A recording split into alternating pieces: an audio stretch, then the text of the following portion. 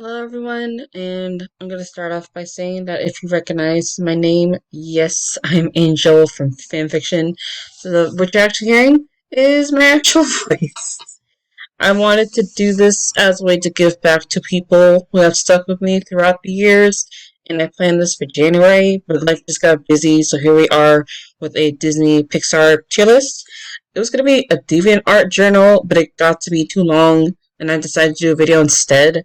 And this is going to be a familiar territory because I've already ranked the films by era on DeviantArt. And if you want to see how I ranked those, I will leave a link to the first one in the description. And later down the line, I might do like DreamWorks or Illumination or other TV shows, characters like Owl House and stuff like that. So before we start, we have S for iconic, which in my opinion, these are S films. A is great, not necessarily my favorite, but still very high. B is for at least films that have one or two major flaws that just keep me from making it higher. C is just average, not good, but not worst either. And then D is for films that have at least one thing going for it, but that's still not interesting enough to me to keep it in C tier. And then the F, trash, not gonna be worth my time. Not gonna like rewatch it ever again, even if I have a burning passion to for some reason. So let's get this list going. I'll try to make it as short as possible, but it's probably gonna be really long. Um, some of my stances have changed since last time, since I rewatched these films, and some have aged well, in my opinion, and others have not. If you disagree with me, that is okay, which means you're human, and you don't have to agree with my dumb opinions if you don't want to.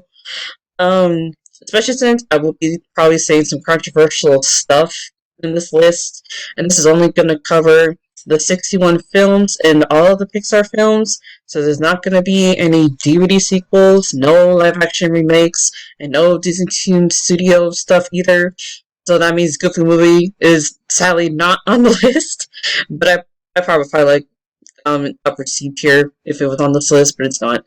So if it's not from the official studio, it does not count.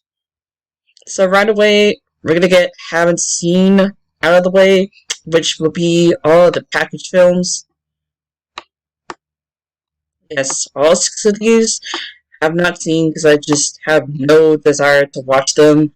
And I feel like I have the same opinion. I just feel like they all be on the same level of quality, and plus I just have no interest to see them. So that takes care of that. Let's go down the list here. Strange World I have not seen because like kind of like with the package films, I just had no desire to actually like watch it. When I saw the trailer, just nothing stuck out to me. So unfortunately, I have not seen it, and I don't know if I actually will.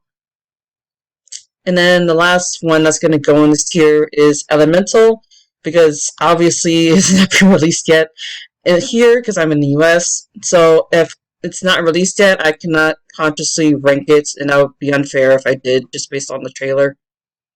I do think it's interesting. I will seek it out. It does not come out until June though, so that's to clear that. So we will be doing these in order because I just prefer it that way. Snow White is up first, and it's not a movie that I would pick up first, and I wouldn't say no to watching it. It's the first film when it got to where we are today, but yeah, I'm almost grateful to the movie. I appreciate it more than I actually like it. It's just so dated, though. I don't know how how opinion holds up for this movie, but it just feels too safe for me. And with the dark imagery and the events, that's probably not the best wording. What I'm trying to say is that this movie has been parodied to death, and that's been like the standard for a Disney princess film until they started to change things up, like a decade later. um, I do appreciate the animation because it's so light and yet so dark at the same time when it needs to be. But Snow White, though, with the animation, I don't like looking at her character design because those tiny eyes are just kind of creepy at times to me. And the romance with her and the prince is not great. They interact like twice, and plus they don't get that much character development, which is not cool. Villain is just okay. And the best scene in the movie is probably her being turning into the witch and the dwarves. I actually like them more than the other members of the other characters. I don't think they're enough to hold the movie though, because sometimes scenes just go on forever in this movie. Like scene with them washing their hands, that's like what 10 minutes, and the scene with the poison apple that goes on a bit too long for me as well, for my taste. So the movie is just okay, and it's probably going to go on the top of C tier. So Pinocchio, which is also sometimes really dark, and it's definitely a massive improvement over Snow White for me. And the animation is really good. And the main characters is really charming and likable. And it's a good movie to teach kids some moral lessons. Speaking of teaching kids lessons, though, the whole smoking thing just like throws me off at times. And the donkey scene is just really fucked up. And it is like a good scene, though. I will admit that. I just don't watch this movie enough for me to put it higher than I will. And it has its charm, but the whole whale stuff also just goes on a bit too long. But it's still a great movie, so I'm gonna put it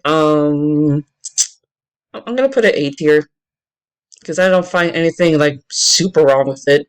It's not one of my it's not enough to put it in iconic for me. And Fantasia, I'm already gonna get a lot of hate just right off the bat because you know where it's gonna go? Right here. It's not my type of film. I prefer movies with a story. I'm not saying that this movie does not have a story, but I need a main plot and not a whole bunch of them. Sorcerer's a Princess is still the best segments, but I don't like having to watch 2 hours of movie with music. I'm probably missing something with this movie because I know a lot of people do enjoy it, and that's great for this movie. But I just can't really get behind it. I prefer a main plot than to have multiple stories.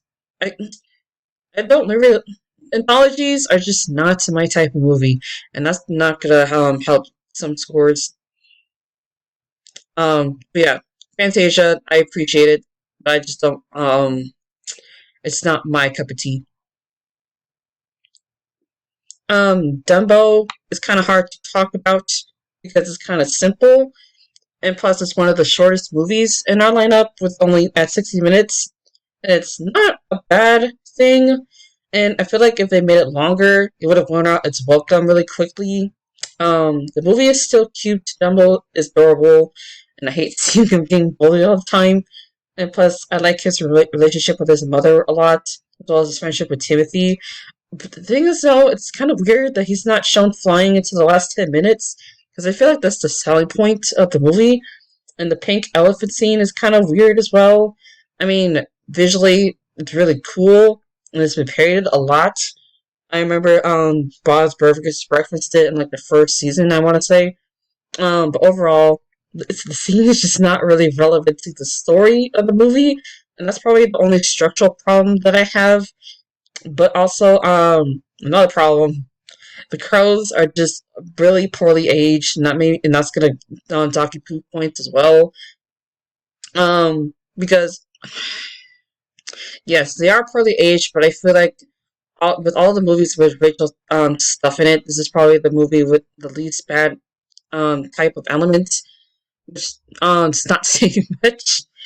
Because some of these movies just have like really outdated stuff nowadays that people don't do anymore. Um, it's not a bad movie, but it's not great, so I'm gonna put it maybe in the middle of C tier because I just feel like it has more weird elements to put it in the middle, whereas Snow White does have a little bit more going for it. Speaking of movies that don't have that much going for it, um, Dumbo, I feel like it's on not Dumbo. Why did I say Dumbo? Bambi is on par with Dumbo because I feel like they're kind of the same movie except the mom dies, and it's still one of the best scenes ever from Disney's lineup. It's just really terrifying and heartbreaking, and it makes me want to tear up every time I think about it. But I feel like that's where Bambi hits its peak for me, because I'm not saying that this movie is terrible, but there's only so many cute animal scenes I could take before I start skipping them. And the animation is stunning, but the characters themselves are just not developed, and the story is there. I just feel like the movie is kind of basic aside from the scene with the mother, and it's just not a movie that I watch that often. For the animation though, I'm gonna put it slightly up on Dumbo, because I just feel like that scene just really elevated it a bit more than Dumbo does.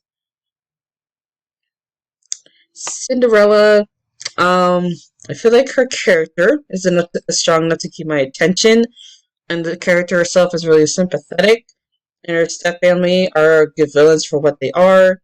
The animation is good as always, and it's a nice fairy tale to put into a movie. I just never, however, I will say I'm not a fan of the mice stuff, and I never have been. They just feel like pace breakers, and it just feels like they're trying to please kids as well as make a good fairy tale. And it is, but it's just not the best, especially from compared to the other Disney princess movies. Another thing I'm not a fan of is the whole she only she fits the whole shoe thing, and that's part of the original story, so I can't really hate it too much. But however, the characters are just not developed that well. You don't even get to see Prince Charming for much of the movie. He's like in I think it's like 15 minutes of screen time, I want to say, which is not great. And they did fix them in Cinderella 3, so that evens it out a little bit. But I feel like that impacts the original way more than it should. And that might be a factor in where I'm gonna rank it. But I don't even hate the movie. I just wish the pacing was better. And if we were talking about the sequels, which we're not, the sequel will probably be in low S. But for the original, I'll put it in B tier, because I feel like Cinderella's character is the strongest part of the movie for me, and also the scene where she gets her dress. That's also pretty iconic. And fun fact, it's actually Walt Disney's favorite scene. Alright, so Alice in Wonderland is a good movie, but it's not my favorite personally. And some characters I wish appeared more, like the Cheshire Cat, the March Hare, and the Mad Hatter. They just deserved way more screen time than they actually got. And some scenes and characters though I could do without, like Tweedledee and Tweedledum, as well as the I think it's the oyster story that goes on for like 5 to 10 minutes, and that feels like it goes on a bit long, and I feel like that could have been cut. But it's still a good story. It gets really like wacky and delightful and crazy. It's just fun. Just like in the climax, and Alice is a good character because she is the straight woman that is needed for this like off the beat world. I don't know if that's the right term. And it's but also it's just not a movie that I watch very often because, like I said, some of those scenes do drag a bit, and it is delightful, musical, but some aspects just need to be fleshed out a bit more. So I think I gotta put it at the end of B tier. Oh, Peter Pan. Yeah, it's obvious where this one is going. Right there. Not even above Alice in Wonderland. It's going at the end of B tier. Some aspects of this movie have aged very poorly, and for me, it's not something I can always get behind for me to like it more. I still think it's a good movie. It's still entertaining, at least with the slapstick and with the villain. He's obviously this obvious standout here. And it was Tinkerbell. I feel like she's really hilarious. And the other characters are fun as well, and the animation's really good. And I also like the relationship between Peter and Wendy. The main thing, though, I also don't like her. Wendy's brothers, John and Michael, they don't do much, and they're not in the sequel either. Not even a single mention, and that still bugs me because they deserve better. And so did the Native American stuff, which I'm gonna end it right there because it's a good movie, but because of those implications, it has to be in B tier, and I can't bring myself to bring it any higher. Sorry, Peter Pan. Lady and the Tramp, not one of my personal favorite romances of the lineup, but and that's between Beauty and the Beast and Tangled. But it's still really good. It does what it needs to. Some of the story points though, they're just kind of out there, and the fallout is pretty quick. But it's not that much to make me rank it lower because I still think it's really charming. And the spaghetti scene is in my top 20 favorite Disney scenes. Probably like in the low end though. And I did rank it the best from whatever time period it came out in. I don't remember right now.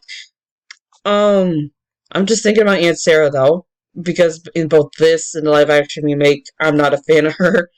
And her cats have aged poorly as well, but they do have a good song. I will give them that. So, I do think it's better than Peter Pan at least. For those story elements though, it's gonna have to go in between Alice in Wonderland and Peter Pan. Sleeping Beauty. I actually really love the art style and the villain and the fairies and the kings and Prince Philip, and I really do like the climax, and that's the best part. Aside from Maleficent, though, she's just really iconic, and I just love her for it because, yes, her motivation is pretty simple, but the way it's executed is just really, really excellent. Um, the whole thing, if you notice though, that the main thing holding me back is Aurora. I want to say as many good things as I can, but Aurora is not on the same level of things that I like.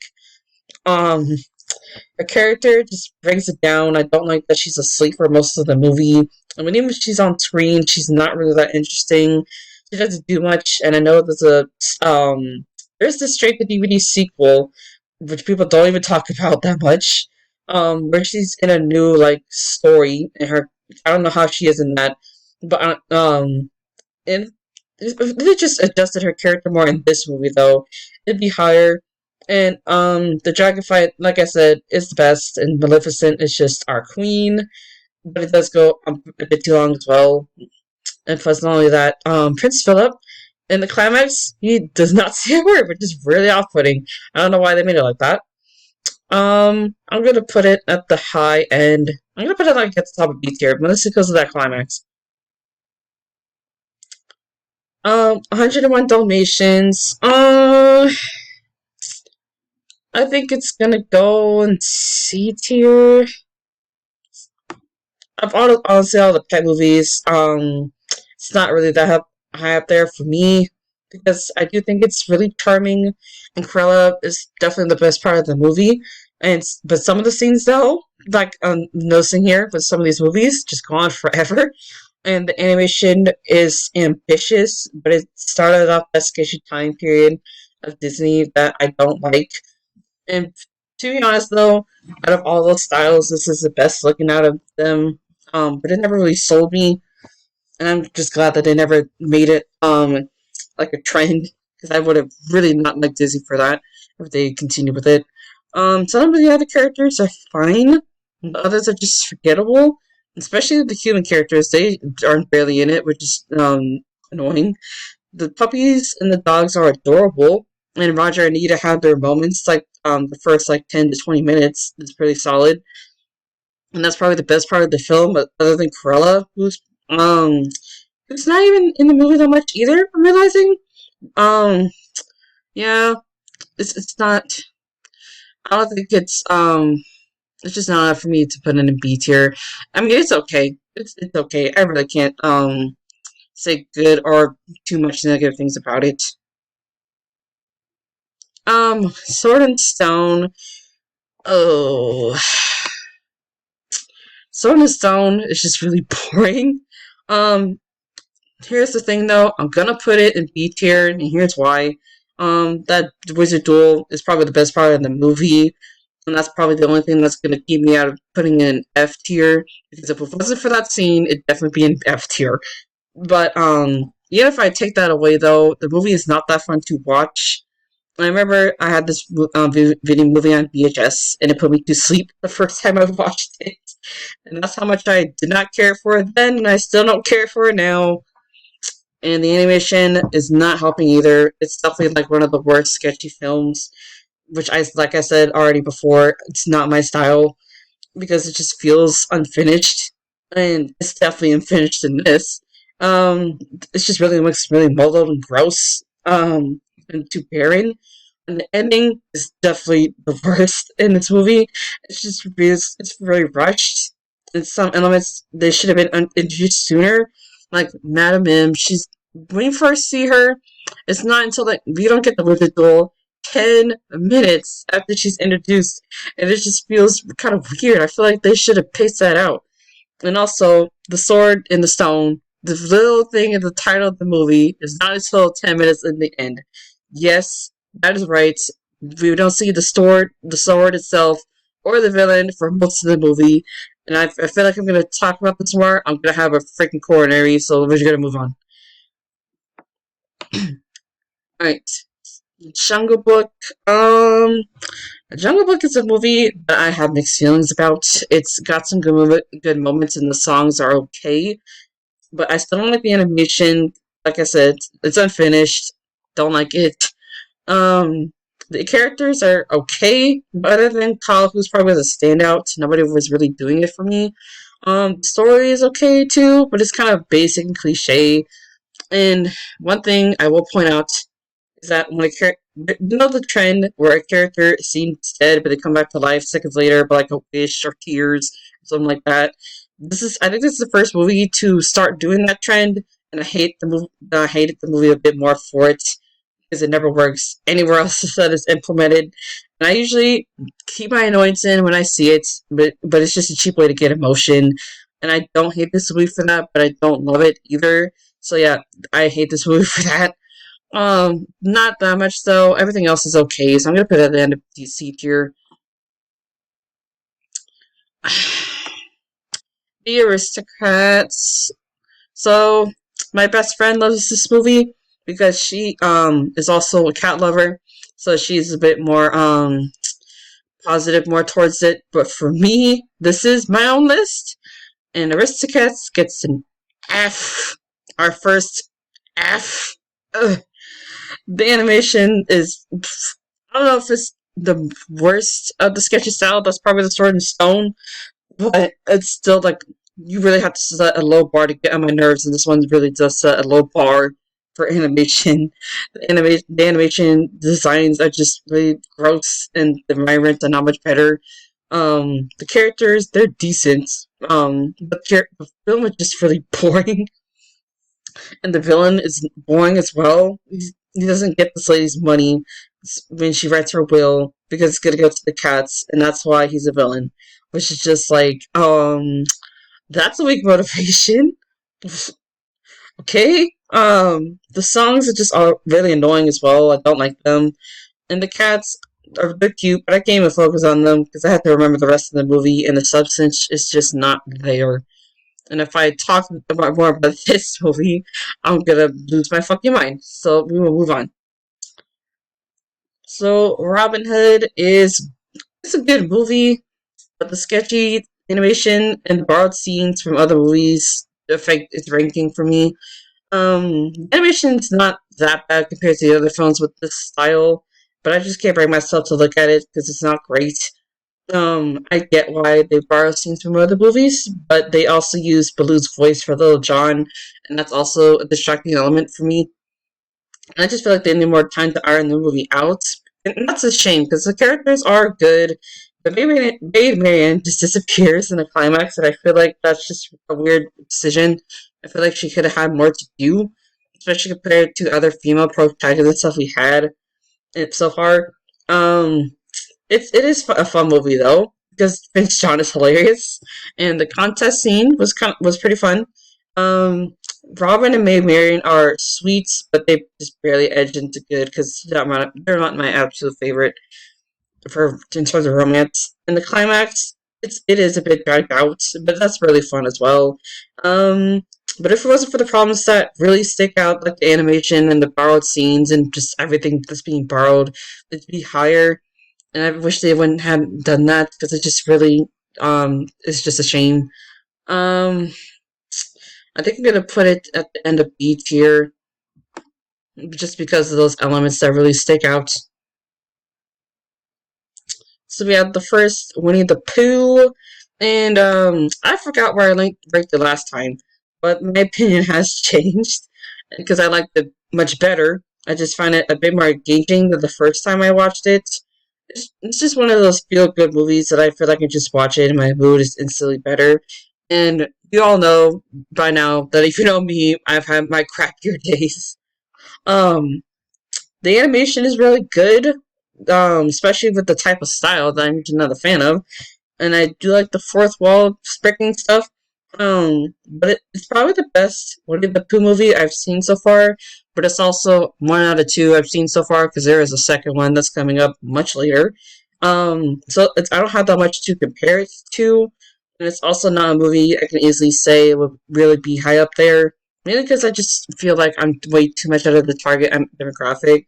I mean, that's not true. Winnie the Pooh can be for everyone, but I just feel like it's not one of my favorites. I don't have that staying attachment like I do with everything else here. So I'm just gonna I think I'm gonna put it at the end of A tier. I do think it's really good, but it's just not that good, you know? Alright, so the rescuers, I feel like this movie sets a low bar and it's not as memorable as the sequel, which we'll get to later. I do like Bianca and Bernard, and the tone is really satisfying at times, but it also just is like really generic. Nothing really here sticks out to me, but I also can't find stuff that I actually hate. So I'm gonna put it uh, I do think it's better than Bambi at least, because Bambi just feels like it never got started for me. Yeah, it's gonna go like high C tier. Um, it's just I can't really put it higher or lower. It's just really average because it's doing what it wants to, and it's definitely one of the more forgettable Disney movies. Even the villain herself is not original. She's a watered down version of Cruella. And speaking of which, I don't know how many people know about this. But this movie was actually supposed to be a sequel to 101 Dalmatians, which had Cruella in it as a main character before they changed it. And also, it's one of those sketchy style movies, which is just great. At least I think it is. I don't remember. I haven't seen this movie in a long time. Anyway, Fox and the Hound, which is really underrated, but I'm also glad it's getting the recognition it deserves, and I'll be saying this for the next upcoming movie, so get ready for repeated opinions of that. Um, there are some problems I have with it though, and they're fairly minor in the grand scheme of things. Like the two birds. I just feel like it's not really needed in the movie, and also the death scene with Copper's dog friend. I feel like it would have more impact if he I'm probably gonna get a lot of hate for saying this, but I'm pretty sure other people have said this as well. I feel like the dog should have died because I feel like it would have had more impact than it did. Because I just feel like with the emotions running about, I feel like he was supposed to die, but they changed it at the last minute. Um, Other than that, though, the story is really well done, and I do like the relationships in the movie. Oh, that's another thing. The relationship between Topper and Todd, the first half is not as strong as the second. I forgot to mention. What was I saying? Positives. So I still like the scene where Widow Tweed leaves behind Todd. I just feel it didn't need music, but I just feel like it's a hard hitting film, even though it sometimes works against itself at times. Plus the characters are really good as well. So I'm gonna put it, I think, low A tier. Because if it wasn't for the elements that made it hold itself back, I would have put it definitely higher. So, The Great Mouse Detective. And ladies and gentlemen, we have our first S tier, The Great Mouse Detective. Um, I feel like this is the first movie that I knew I could call one of my favorites, even though it was in the third era that I ranked. I can't really say my praises on this movie enough. I do love the characters. The animation is really, really good. The villain, super underrated. Um, and yes, it does have some weird stuff in it, like the bar scene. I just feel like that's really out there. And plus, it's just really weird. I feel like I don't know how they got away with that, but they did. Um, but I still really enjoy this movie. Especially the characters; they're really enjoyable. Like Basil, probably one of my favorite protagonists. Even though yes, he is a bit of a jerk. And Olivia is just really adorable. Um, I just feel like this movie got more. I wish it had more attention than it does now, because I feel like it's really obscure. And it's also one of the few Disney movies that does not have a sequel, which is really weird. I feel like it would have been benefited from a sequel, but oh well. I'll always be down to watch this movie. I love it so much. And from that high, we go to the Black Cauldron, which got worse on rewatch. The backgrounds are really cool, but everything about this movie is just either unfinished, annoying, or lacking. I really don't like any of the characters. Not even the Horn King. He looks cool, but I feel like he falls flat, especially with his actions in the movie. It's so ridiculous. Some of the story elements are just really missing or unclear, like the main character's parents, or why the pig could see into the future with the cauldron. Then the pacing, I don't even know what to call it, because I just feel like some things are just being thrown at me too much. Thank God this movie is short as it is, because if it had more screen time, I would hate it even more than I do, because of everything else. The characters, Tarn is just so freaking annoying, and so is Gergie, like, shut up. And the princess is kind of okay, but she's still not great. And like I said when I ranked it, they cut out some of the darker stuff. So we have shots and transitions that just look unfinished or just drawing because they decided to cut them out so late into the production. But some of these edits are just really crazy that they're meant to be in a Disney movie, even though they got cut. And I'm sure that people have heard about the scene, so I'm not going to mention them here. And the plot, it's not great either because it's just a plot device, just not even that important anymore. Like halfway through the movie, and I've heard that this movie has a cult following now, and I don't see why. I'm probably missing something here. If you love it, great, but for me, it's not fun to watch, and I'll probably never think about it again. So yeah, it's definitely worse than Aristocats. Sorry, everyone, for who likes this movie. Anyway, Oliver and Company. I feel like it got a bit more boring. Why should I worry is the best part, and I sometimes do get a laugh out of this film. The backgrounds are nice because it is in New York, and that's kind of cool. But the substance not there. I get nothing from the characters. I just feel like they're the one note or boring. I can literally summarize them in one word. Even Oliver himself, he's a plot device at that point, and not the second half because he doesn't get to do much. I feel like, and I don't get why they made this movie because it's based on a musical, and yet it feels like this is a loose adaptation at best. Even though I've never even seen it in the musical, but I've heard a lot about this movie that compares it to that. And I feel like it's like Sleeping Beauty where they don't focus on the main character and want us to deal with the others, but I feel like they just don't hold up that well. Sleeping Beauty it works. This one does not. I really don't get the appeal of this movie, and I don't even know many people that like it. So there's nothing that much infuriating to get angry over though with this movie. And plus the villain death is really cool, so I'm gonna put it I definitely will watch this over at Sword and Stone, but it's still could be high up D tier. Now for The Little Mermaid.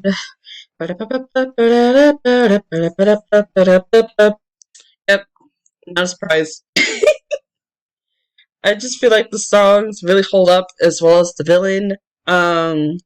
And plus, when I talked about this movie last time, I did mention that I don't like Ariel. I feel like I don't mind her as much anymore on rewatch because I feel like she's just so different, and some of her actions, yes, are still not great. But she was the first Disney princess to act like a typical teenager, which is the opposite of Snow White, I'll mention. And I just appreciate the movie much more for what it did for Disney, because it did start off the Disney Renaissance, which is my favorite era of animation of Disney. And, sorry about that. Something scared me. The animation is still really beautiful. The characters are hilarious. I enjoy them. And I'm gonna get rid of this right here, which is probably what that was. Anyway, the music it's great. Not one of my favorite soundtracks, but it's still songs are still memorable. For a good reason. And I don't always enjoy watching it, but it's still fantastic, and I couldn't ask for more than that. So it's gonna stay at low S tier for now. The Rescuers Down Under, which is much better than the first one, but I still have my own personal problems with it. The pacing is just not great, and the two characters are not best at their best here. Plus, the movie is so short at 77 minutes, which means we don't have enough time with any of the characters. Bernard and Bianca, they appear like 20 minutes in, and it feels like they're fighting for time, which is not great. But it's still a major improvement over the first one because everything is just done better. And I thought the first one was only okay, nothing groundbreaking from that. And yet, this one comes in as just so much better. Um, and I think this is a movie that had a new animation technique, which is really cool. I feel like if the movie had 15 more minutes, excuse me, it would be much higher. And plus, the scene with the eagle is pretty cool. So, I feel like with the pacing issues, like bring it down to high C tier. Alright, Beauty and the Beast. And if you know me, you know where it's going. Right there. Um, Everything about this movie has already been said, and it goes into S tier where it belongs because it's really well made. But if you really need my opinion, no, I love this movie.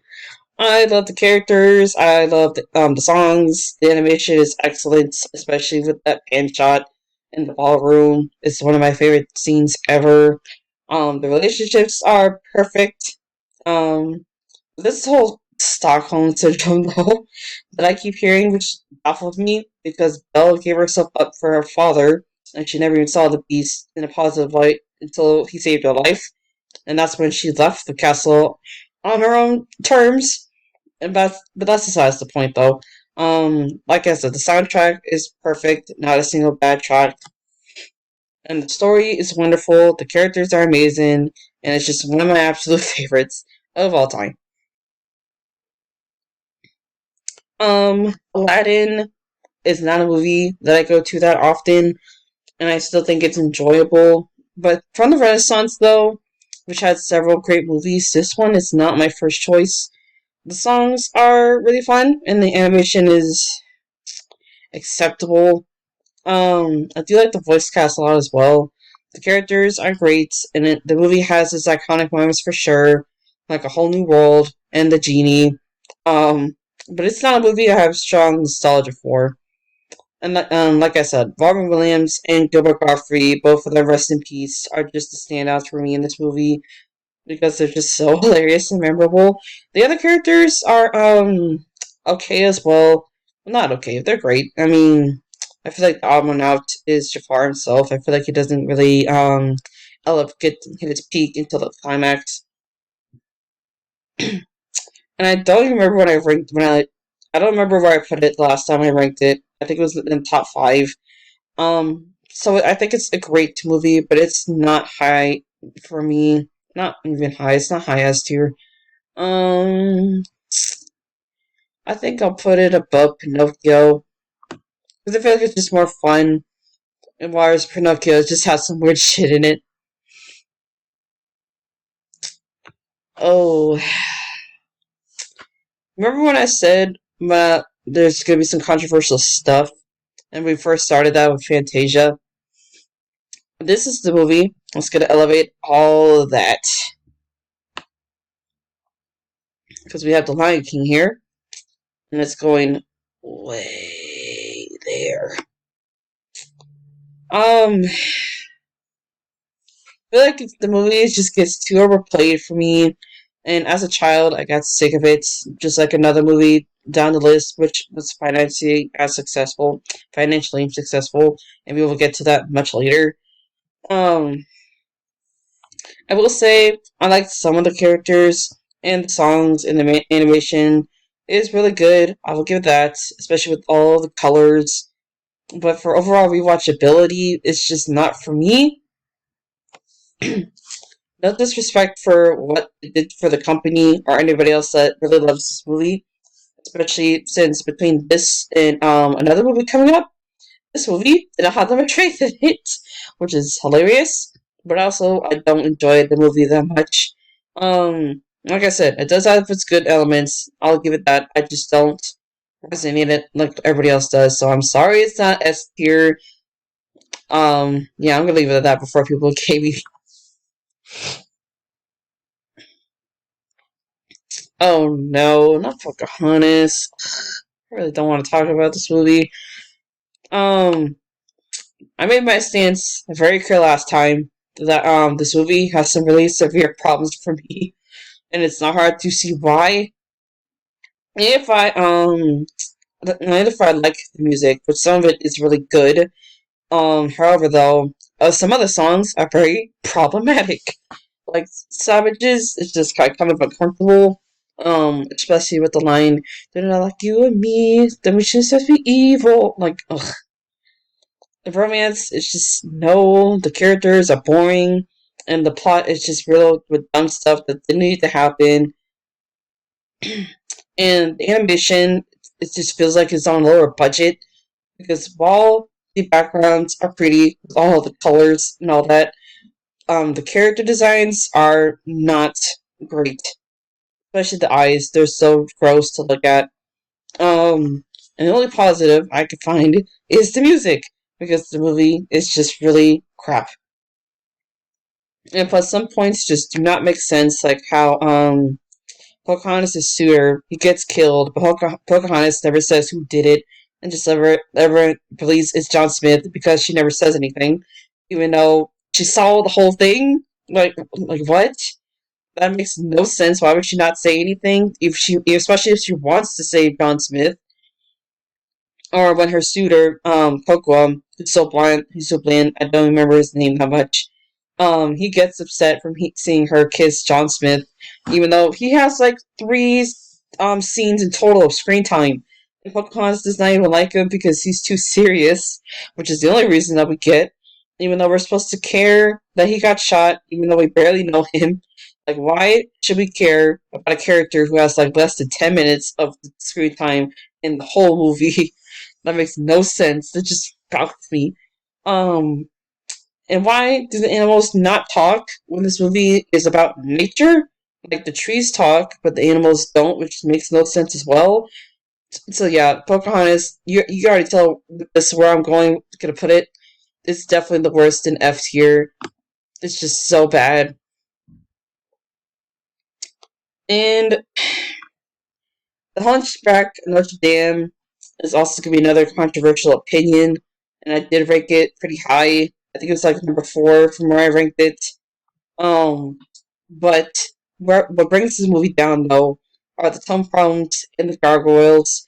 Because I feel like the tone, excuse me, the tone is just all over the place, and I don't know if that's because of executive milling or what. But this movie does really throw me off at times, and I do hate the gargoyles as well, which bring forward those tone problems at times. However, they're not the only thing because some of the slapstick is just really separated from the whole film. Um, yeah, it's just really like fighting with itself at times because it feels like it wants to appeal to both kids and adults, and I feel like if that's stuck to just adults, it would have been much better. It just feels it's just really attacks itself with the tone. But however, the characters, most of them are fantastic, especially the villain. I love the music except for that gargoyle song, which is just terrible. And I love the effort that the movie brings. I especially love the relationships in the movie. My favorite would probably be Esmeralda and Quasimodo. And I love that while he does not get the girl, he's still accepted by society. But we don't talk about the sequel. We don't care about the sequel. And the animation from that could just go die, like now. Like, I had to get that out of the way because I know that he gets that love interest in that, but we don't talk about that. And I love the themes of this movie because the dark stuff just makes it seem more interesting and unforgettable. And I wanted to watch the movie so bad for like the longest time, but I was not able to. Because my mom she's like, no, you can't watch this. Stay away from this movie. And I can see why. And plus, but I'm a stand for this movie after watching it like 6 times. But if it wasn't for the tone, it'd be much higher. But I get conscience, I just can't put it any higher than B tier, y'all. I'm gonna put it the high of B tier, and I'm really sorry that I put it there because I know a lot of people love this movie. But it's not a 10 out of 10 for me. And I can ignore the problems, but I just can't because they're too distracting for me. It's the same thing like with Jungle Book. It's just really too distracting. Not Jungle Book. Robin Hood. There's some elements are just really too distracting for me. But yeah, it's still a really good movie. Yeah.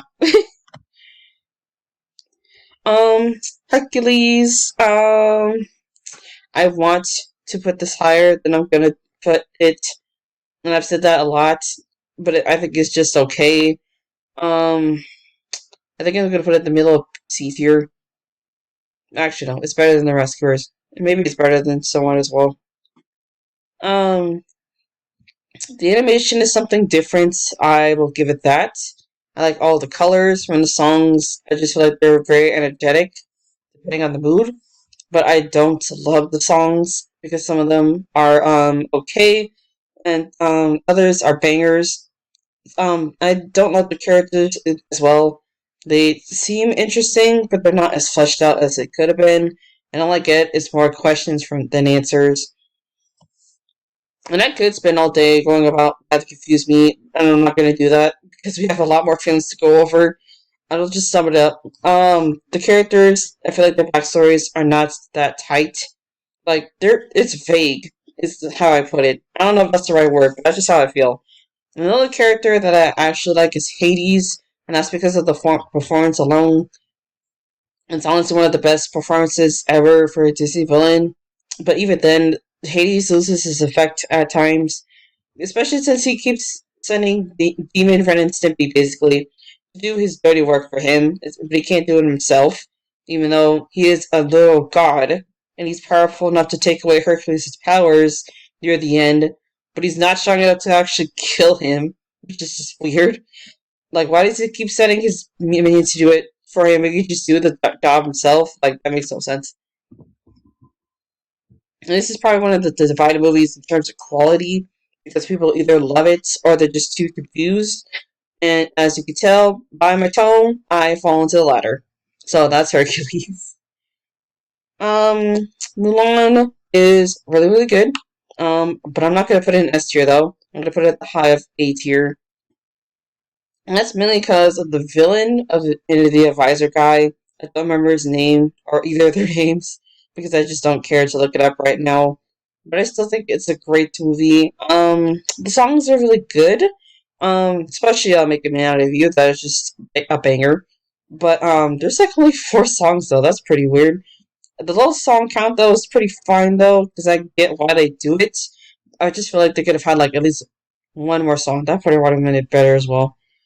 The message is really great, and the other characters are fun, and it's definitely a funny movie. It's definitely not the funniest movie though, which we will talk about soon. And the action is really great, especially Milan is also really great as well, especially with her motivations and desires. And I don't think the two things I stated are not enough to put it in B tier, but I just can't bring myself to put it in B tier. And if it was for those two characters, though, I'd definitely put it in S tier. Don't know why my cursor keeps flickering. I just noticed that. Anyway, Tarzan. The thing with Tarzan is, I do like the songs, but I feel like they don't fit with the story, and they feel too removed from the film. Maybe because on concept, Tarzan is not a musical, and I feel like that was probably the intent, because not every single movie needs to be a musical. And I would have been fine with that if they made this a normal movie with no music.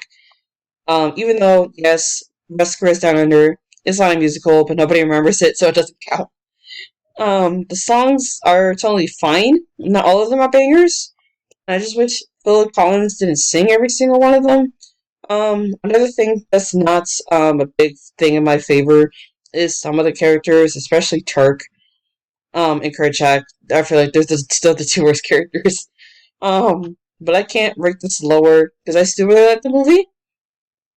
The animation is just insane in a good way, especially the action scenes. Those are really well done. I still like the other characters. The emotional stuff is still like hard hitting at times, especially some of the implications, like the tiger. I don't know if it's a tiger or a panther, but the animal that kills Tarzan's parents and the Kala's son. That still gets me, especially since I pause it every time I look at Tarzan's parents' bodies to make sure there's actual a screenshot from a Disney movie because that's just crazy. And also Clayton's death, also really crazy and terrifying. I can't believe they got away with that.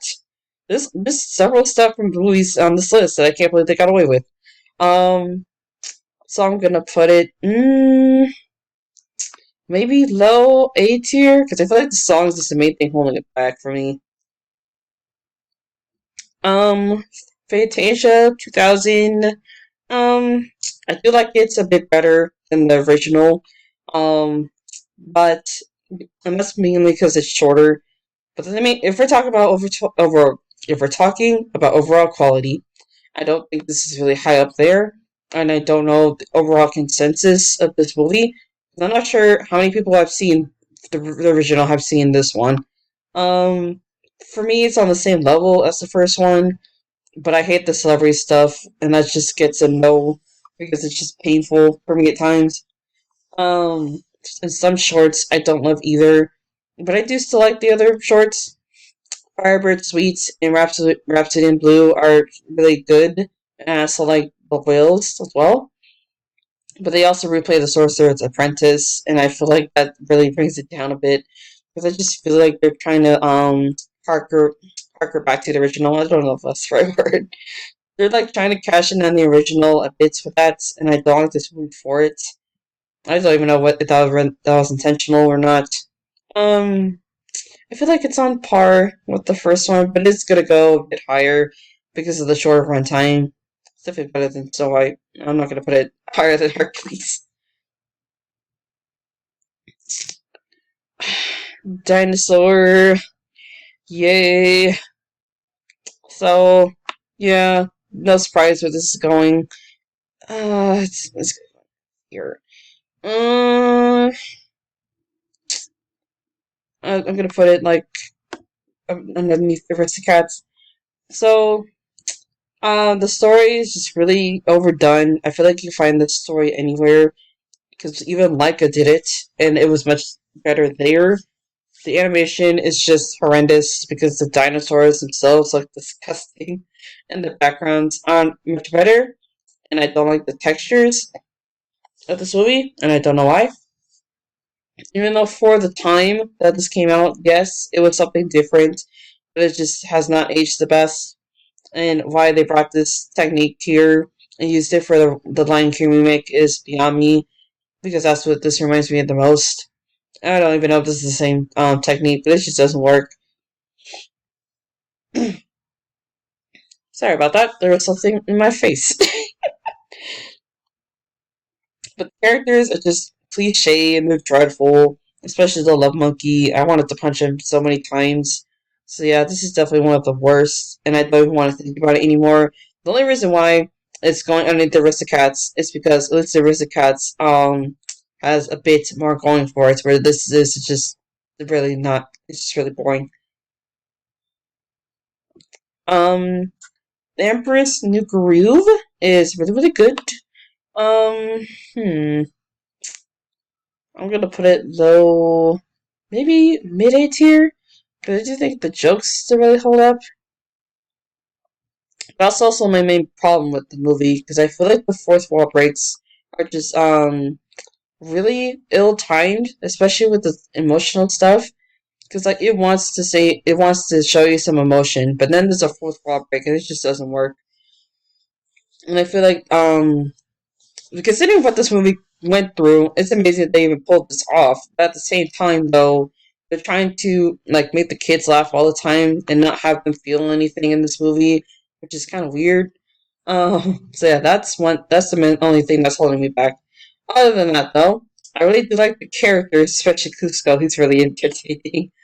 And using on Kronk, they're also pretty good as well. Probably one of the best villain psychic duos ever. And the voice cast is really excellent as well. I feel like it's one of my favorite cast of characters, especially Wendy Malick, who's Eden Owl House, which I realized when we watched it like a few years back. Because I did rewatch the movie in 2021, and I watched Owl House at the same time, which is like, oh my gosh, it's Ida from Owl House. That's great. Um, and the animation is really good as well. I feel like it's I feel like um see the thing with the animation is I think it's just really good. I don't think it's the best style. It's really unique though with the ink and stuff. So yeah, it's a good movie. I just wish the emotional stuff didn't have to hinder it so much. So Atlantis, I feel like I questioned this movie too much last time, and when I rewatched it, I feel like it kind of works, but I still don't like the pacing. Not enough time is spent to develop anything, and it feels like it's fighting for time. Especially when they get to Atlantis, there's not much time to flesh it out. Um, this is already on the surface a different movie than what Disney does, and that still baffles me at times.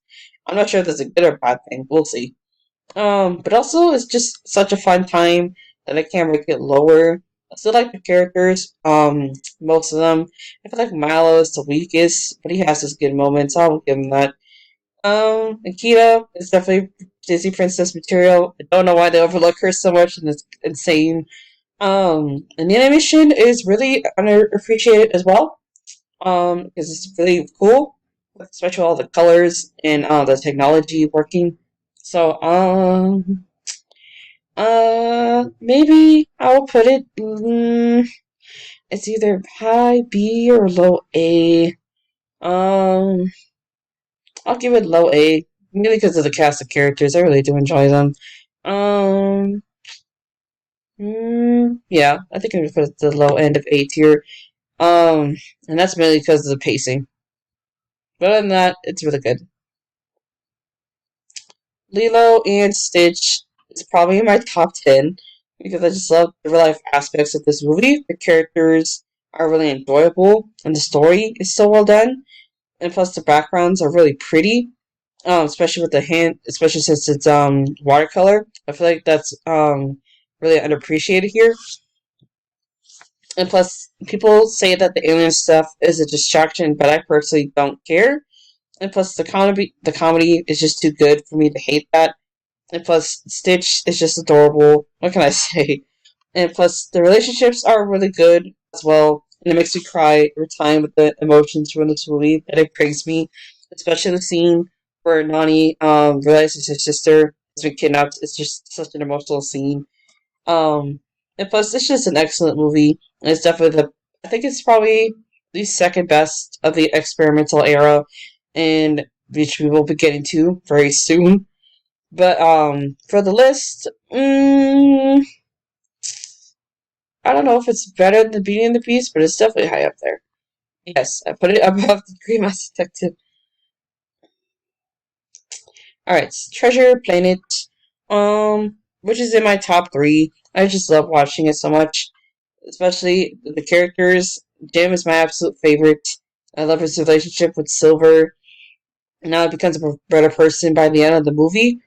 And I love the fact that he's one of the few characters with parent issues.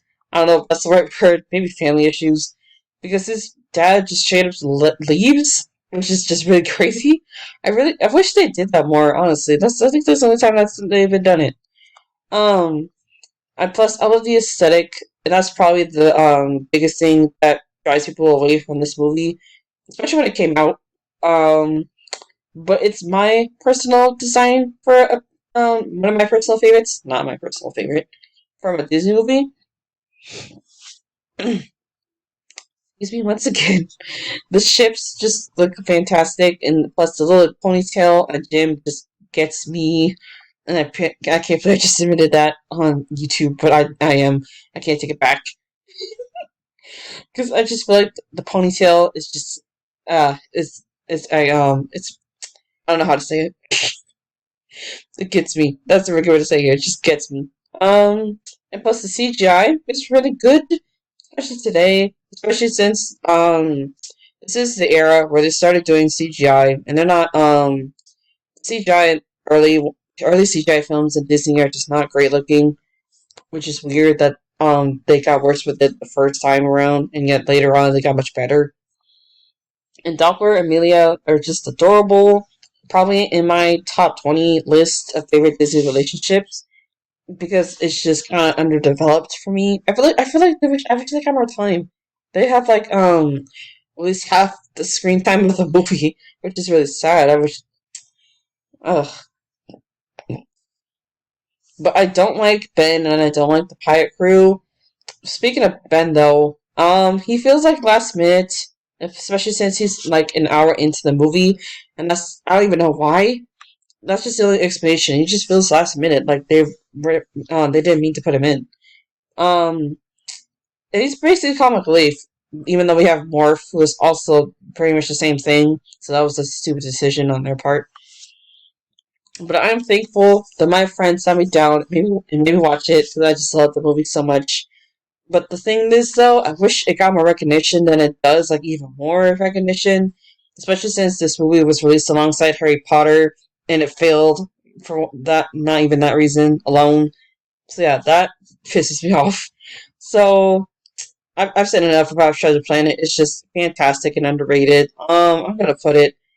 Mm, I'm gonna put it in the middle of S tier, mainly because of Ben. I really don't like him.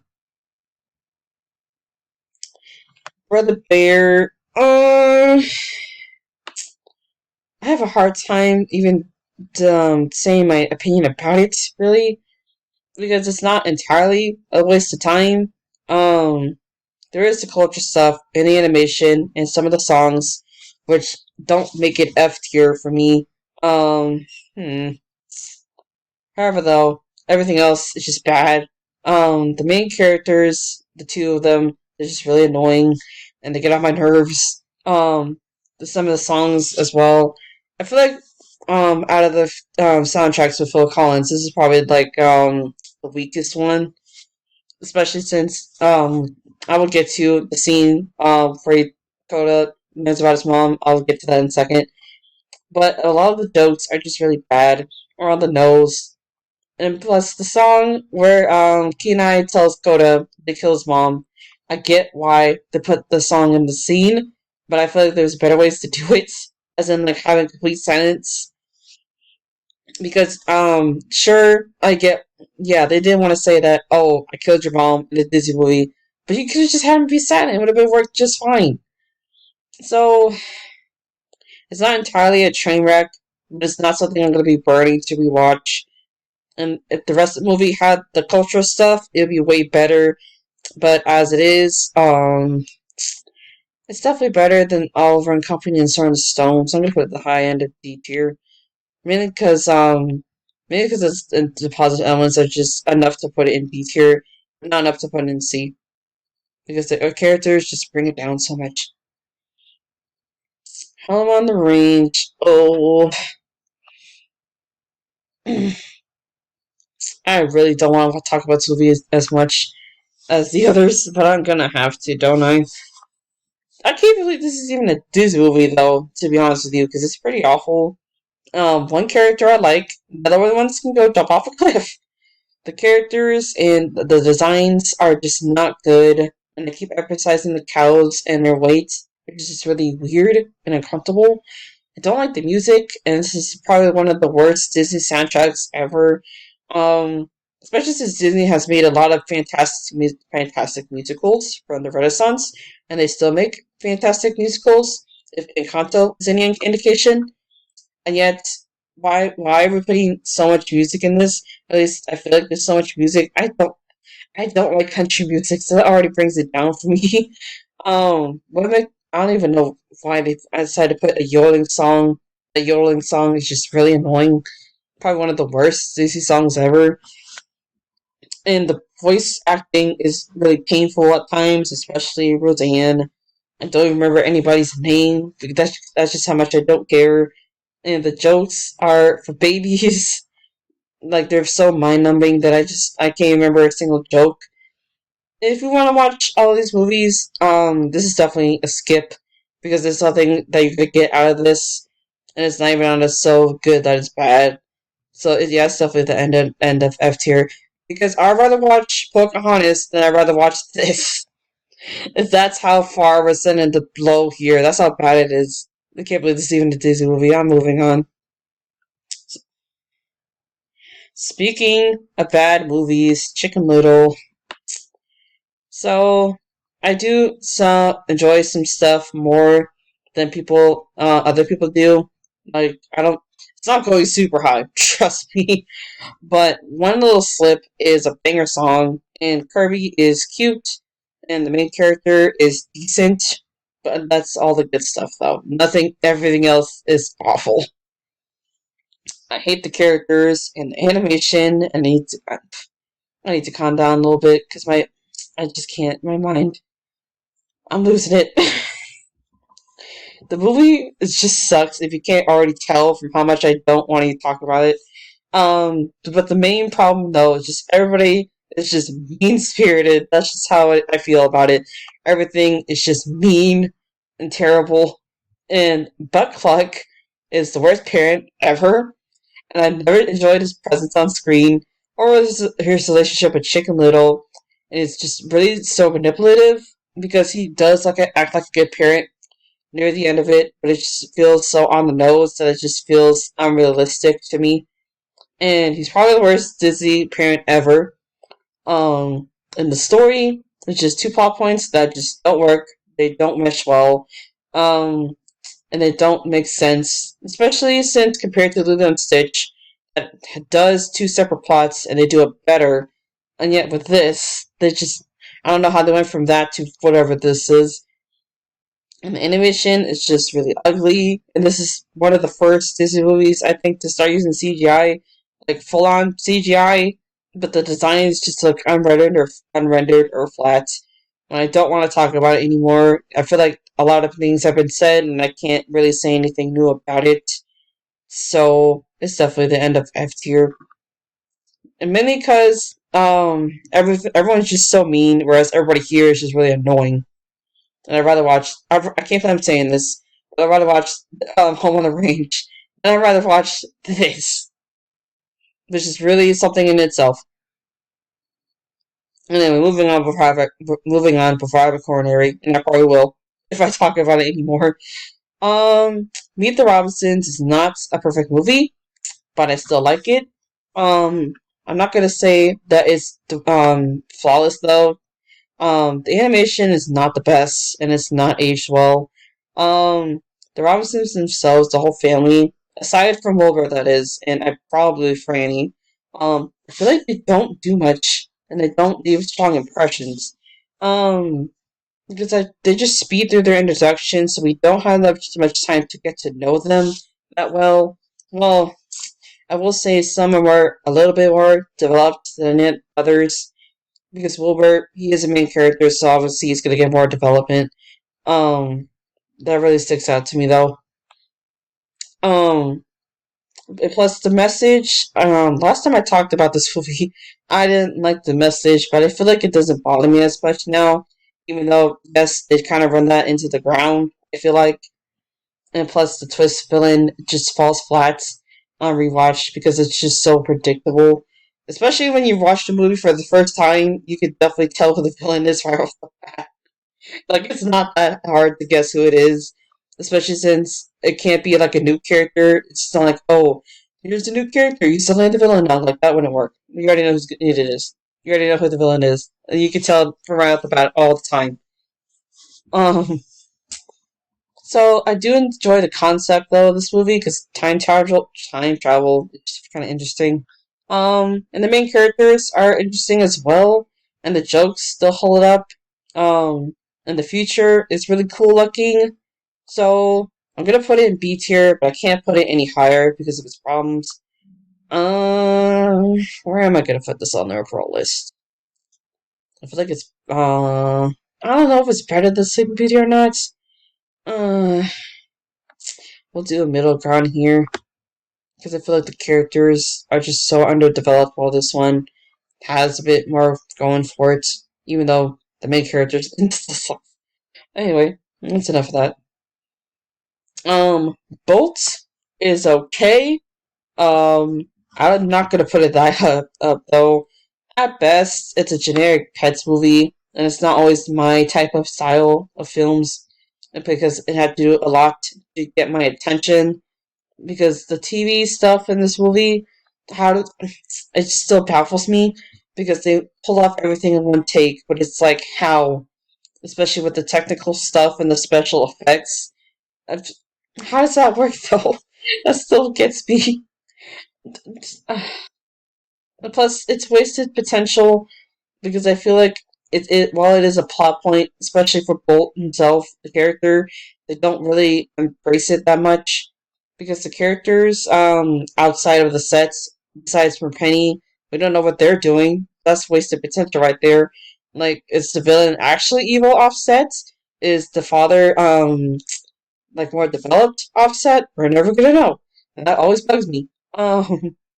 And the characters, the other ones, like Mins and Rhino, I think his name is, they're not great either. But they're not terrible. And the animation is fine. But I just get distracted by the fur on both because it just looks so generic. And that's really the whole movie, it's just generic. And I will put it in D, but I can't think of anything that make me annoyed or really angry to do that. So I'm gonna put it at the low end of C tier because it's just really boring. Like it has some good elements to it, but it's just not it doesn't really hold up in terms of quality for me. Speaking of quality, The Princess and the Frog, um I want to put this in A tier, but I really can't. And I feel like you guys all know why. Um I will start off with the positives. The songs are better than I thought they would be on rewatch. Not all of them are great. The songs with the Fireflies are okay. Um, but the standouts in this movie really stand out. Um, especially Dig a Little Deeper. I feel like that's a pop. Come for me if you hate that song. I don't care. The story though is really messy and confusing. But I still like the relationships in the movie well enough. Naveen and Tiana are adorable at times because the whole hate each other first thing is just annoying. The villain also is really underrated, and I still love most of the characters, especially Charlotte and Tiana. Tiana is probably my third favorite Disney princess. Because she's just really hardworking and ambitious, and I love her for it. The animation is really good as well, but if the plot wasn't so complicated, I feel like it would have been a better movie, and I would rank it higher. Or they just didn't make Tiana a frog for 80% of the movie, which I can't get over that. Um, and it really sucks that this movie did not do well critically or financial success, but because it's basically a Renaissance film at its core, I feel like, and that was its downfall, especially in 2009. Um, but at least it's getting a TV show. I'm gonna put it. Where am I gonna put it? I don't know if I can put it in A tier because of the story issues. Uh, Maybe I'll put it better than C. I feel like I just like the characters more than the Sleeping Beauty, but it's definitely not better than Hunchback of Notre Dame because that just has a lot more to say. So the second Winnie the Pooh, so this movie is just so it's the last 2D film from Disney that we got, as far as I know. I don't know if they're ever gonna make a 2D movie again. Probably not. When I first watched it, I thought it was fine. On my rewatch, though, my opinion has not changed. I feel like it's too short to really be a movie. And while we've had movies that are just as short, like Dumbo, this movie is not really as tight as Denver is Britain because they're both around the same length. I think I don't remember. This one I think is like 50 minutes. I want to say. So the main thing that's holding this back is that there's not much substance for me. There's only the two stories, and that's it. And they're fine. They're not exceptional. There's really nothing else much I could say about this movie though. If you're a Winnie the Pooh fan, you might like it or not. I don't know how this holds up against the other films out there. The animation is nice, and the characters are mostly the same. But I don't think I'm gonna ever rewatch it again because it's just not that interesting. I feel like if they added another story, it might have been fared better with me and other people. Because I feel like this is one of the more forgettable movies in the whole lineup. I don't think it's boring, but it's I'm probably gonna put it at the top of C tier. I'd rather watch this than the Lion King. I'll take. All right, so Tangled. I love this movie a lot. It's just beautiful to look at, especially with Eugene and Rapunzel. And it's probably the best Disney romance besides from Beauty and the Beast. I feel like those are both like fighting for the top spot. However, though, soundtrack is the weakest element because I feel like it's really mixed. They're not the worst, but I can't call most of the songs standouts. The only standout is obviously I See the Light for just the scene alone. Um, and that's really the only thing that holds me back because on my overall list it's probably number 5 because everything else is just perfect. The characters are wonderful. I love the banter between Eugene and Rapunzel, and like I said, the lantern scene. I could gush about that all day, but I'm not gonna because we have like 20 more films to go over. Um, and plus, it helps that the story is better than Princess and the Frog, which came out before this film, and for Disney's 50th film, it's very successful for what it was trying to do. It's basically a Renaissance movie, but in 3D. And plus, I watched the TV show, which affects my bias, which is also why I love this movie, and it's great. And I feel like I'm always gonna be down to rewatch it, so it's definitely going in S tier, but we're in S tier. The songs are probably the only thing holding me back. So I might put it second. Yeah, I just love the movie so much, and I love the characters. Wreck-It Ralph. I feel like it's good, but I'm not a video game fanatic. Like all the audience probably was. So it's never been in my personal favorites. Um, and this is a movie where one of those movies where my opinion just has stayed the same. It's not always something I'm going to be in the mood to rewatch. I still love the backgrounds, but last time I called Candy Crush, I called Sugar Rush Candy Rush, which is dumb. I don't know why I said that. Not the characters. Well, the backgrounds are still amazing. The characters they're fun. The King Candy is a great twist villain. I just wish he didn't start out the twist villain trope because I feel like they run that to the ground afterwards. So yeah, the music is also a lot of fun. There are some like points where it does not always keep my attention, like with some of the jokes. But I feel like it's still really good. Where do I want you? I might like put it in the middle of A tier. Uh, I feel like I feel like it's gonna go like mid A tier because the Empress New Groove is just a bit more funnier to me. Whereas this movie is just like I always have a good time. And this is like a kind of a middle ground for that. So yeah, that's good. That's a good placement for me. Frozen. Oh, I know that this is one of the Disney movies that has the most division between like good or bad because it's everywhere, and I know people know this already. I just never really cared for Frozen though after the first time because I really, really, really, really, really do not like Hans. It's just he sucks as a twist villain. He's one of the worst.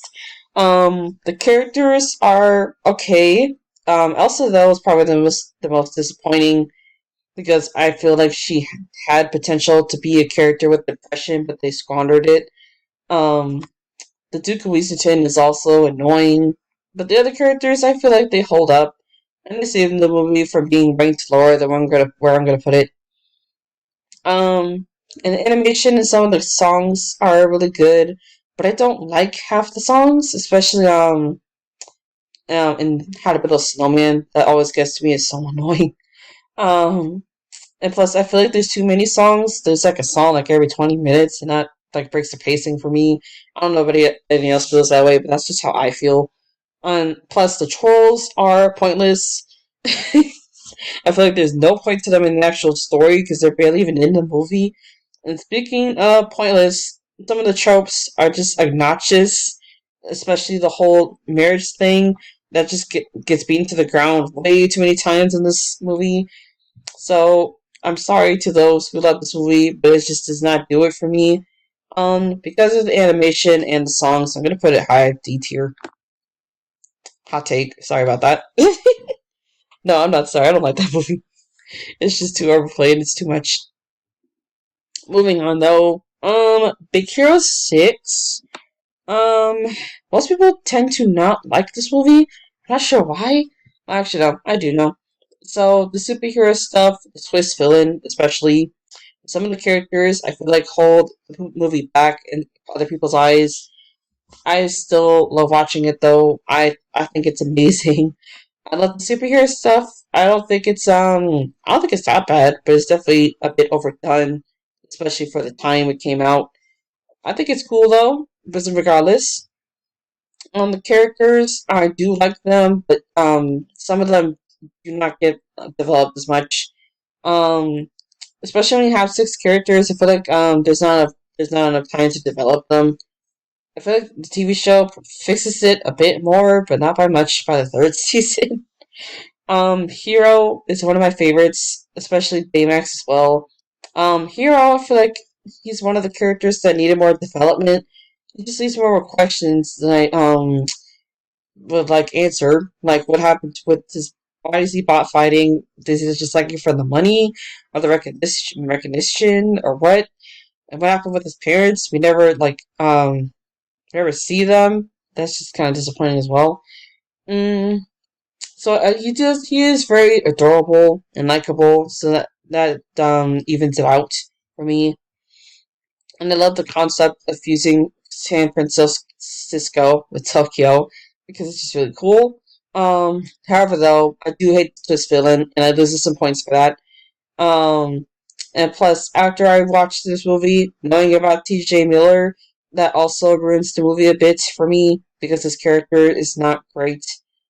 Sometimes, but despite some of those problems, I feel like this movie still one's for me, even though I do have to agree with some of those problems, and I don't like what they did to the TV show, which it was good too, but the third season just downhill.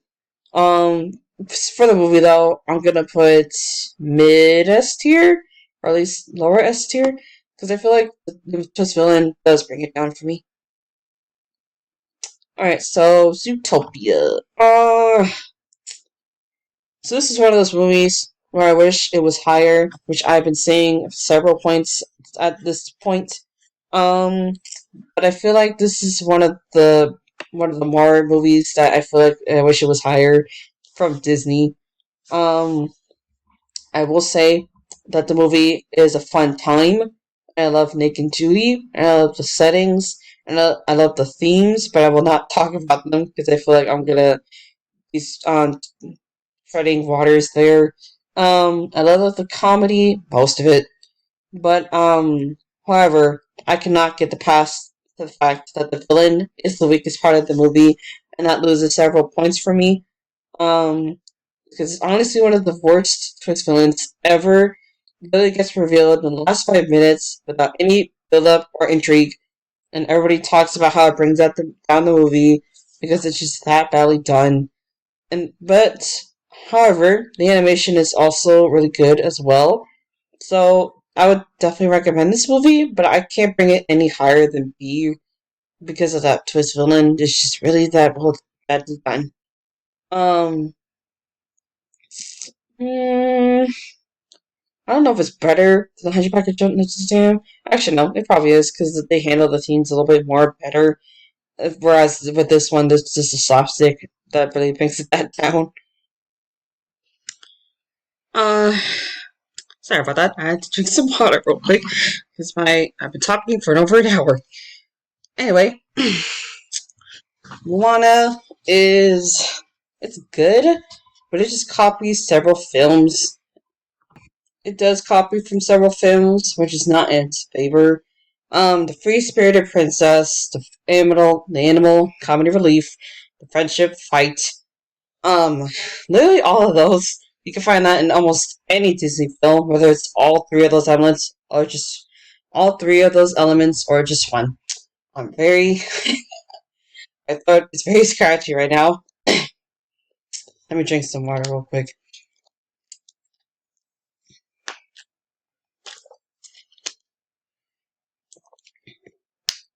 There we go. What was I saying?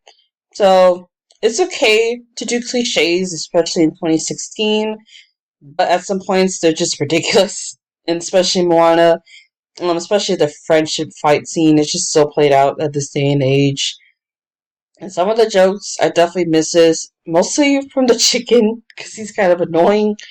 Especially the fact that they use him, but not the cute pig, and that always bugs me.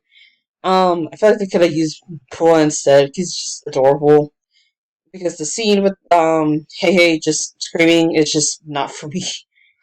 Um, Other than that, though, the animation is amazing. Water is really cool in this movie. The songs are amazing as well. And while the characters are so cliche, I can still enjoy them. And I have to give props for them not having a twist villain, but having a twist around the villain, and not just have it be a character we've been seeing the whole time. Even though there is that giant crab that was enjoyable, and it was the Kakamora, I think they were, even though they were kind of minor. They never bring about that up again, so that's weird.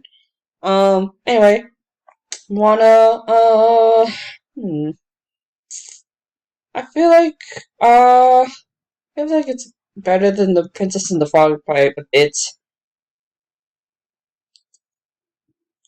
Oh, oh, Ralph breaks the internet. I know that people out there like this movie, and I will not. Um, I appreciate that this is a liked movie, but for me, it's definitely the worst movie in the revival era. Most of the time, the movie just makes me uncomfortable because of Ralph and his behavior around Penelope. He's just too clingy and whiny, even though he's a grown man.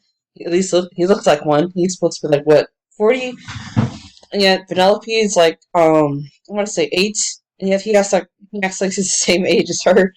And speaking of Penelope, I don't like her writing.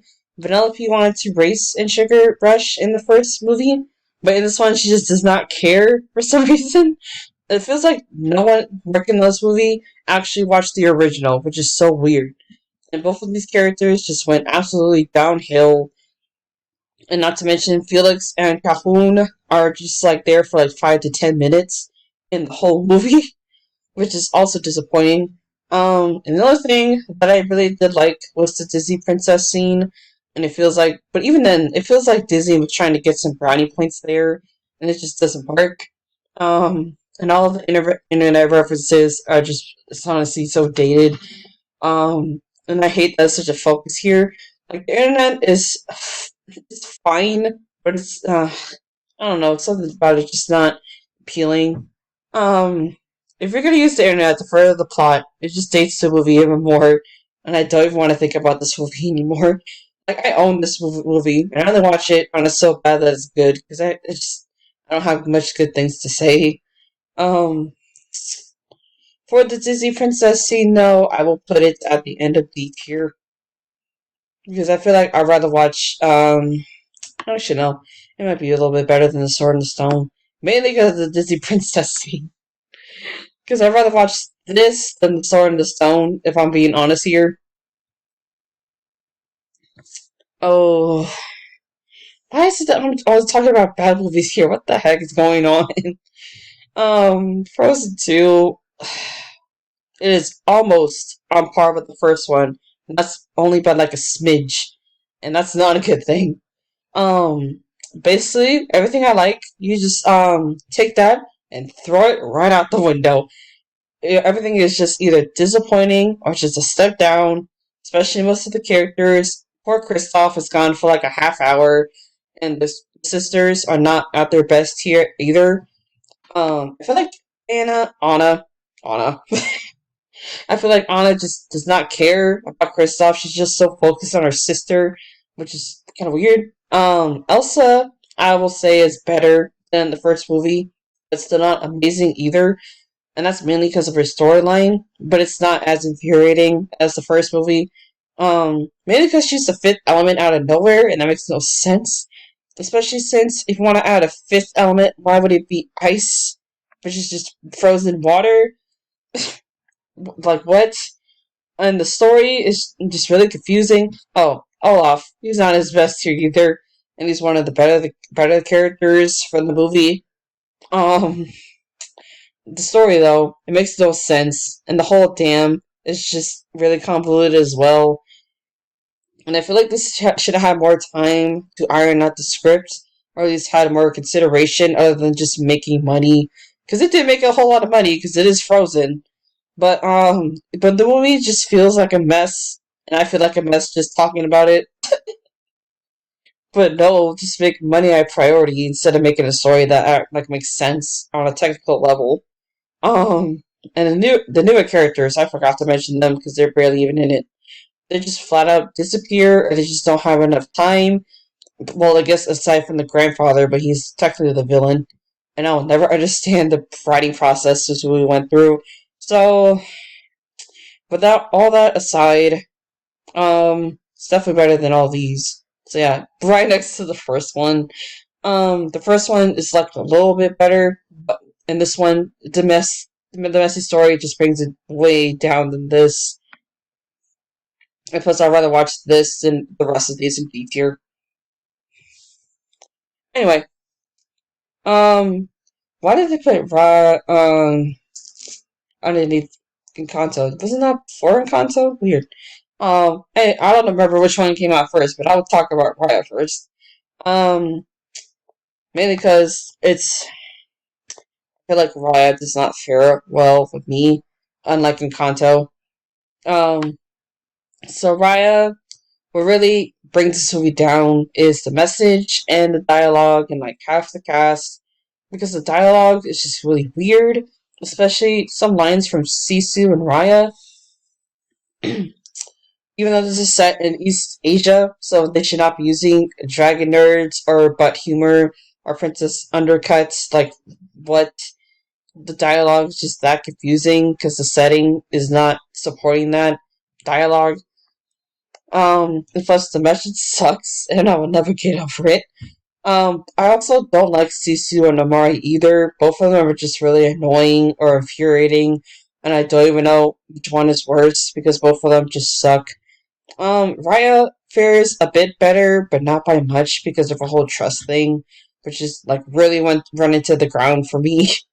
Um, plus her fight scenes do save her character. I feel like that's the only thing that holds up for her. The supporting cast I do like, but they don't feel that developed because I feel like there's not that much time to develop them.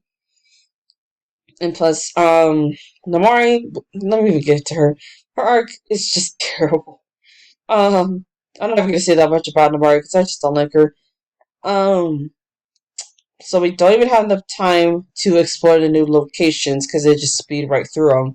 Even though the movie is almost 2 hours long, and the story just really rests on the message, which is not fleshed out well. So it's not like it's really a payoff because the trust message just basically falls flat, especially when you have Raya who's supposed to trust Namori, where she's pointing a like a harpoon gun or something like that at them. Um, and yeah, she kills Sisu, but Raya is the one who gets called out for not having a believable reaction to her pointing a harpoon gun, which is a weapon, by the way, a dangerous one. Even though Namari is holding the weapon, and she didn't seem willing to put the weapon down, and yet she wants to blame Raya for not trusting her to not shoot Sisu. What the heck? So this movie is just really confused. I don't know where they're trying to go with this. Um, the animation does hold up, though. I will give it that. And I do like some of the characters, so I'm gonna put in D tier. Uh, because of the annoying ones, though, I have D tier. Not even that low. Let me be a little organized. I'd definitely rather watch this than Wreck-It Ralph. I mean, not Wreck-It Ralph. Ralph Breaks the Internet. Yeah, yeah, it's not great. Anyway, and now for the last Disney movie, and Kanto, we don't talk about Bruno. Sorry about that. The song has just got stuck in my head now. I love this movie, and I could talk about it for ages. I will say though that the trailer kind of misled me when where the story was going, and I don't like Isabella at all. She reminds me way too much of my own sister. But I still love this movie, and I watched it twice in a row when it was released on Disney Plus because I just love it so much. The characters are really good, and I relate to Mirabelle so much, but some of the characters are not developed as much, which is disappointing for me, and hopefully we get to see more of them to flesh them out a little bit, like Dolores or Antonio or even Camilo. Camilo was my favorite, and he just doesn't get that much screen time. The themes I love as well, and the messages that it has. The soundtrack is one of the best from Disney because they're all A+, and not a single bad song, and no stupid twist villain. You could count Alma as an antagonist, but I feel like the fact there's no like big bad guy, which you think Bruno would be, but they subverted that. Thank God. You think they would do that, but they don't, which is really surprising to me. Because all of the movies before this, most of them, they usually have a villain, which is like almost a standard for Disney back then. But the fact that they're like going away from that is a bit refreshing, but I do wish we have more villains than we do now. Um, the animation is really the best. I love all the colors, and especially the scene with Alma recalling her husband's death. It just reminds me of the beginning of Up because it's just that good. And I can't praise this movie enough, and I can't wait to see what else we get from the franchise. S tier, for sure. Where am I gonna put it? I feel like maybe third in the overall. Yep. Hang on 1 second. Gonna take another drink.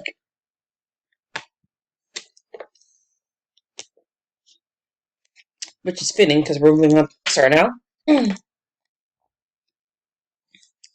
So Toy Story, the first one. I really don't know how much people. I feel like I underestimate the overall audience with this one, but for me, I do appreciate that this film is like really trailblazing for the time. Especially since it's the first, I think, computer animated movie, or at least it was one of the first, I want to say. And I still think it's really impressive that they pulled this off. So the ambition is there, but I was just not a fan of Woody this time around because I have not watched this movie in a long time. And when I watched it, I'm just like, wow, Woody's kind of a dick.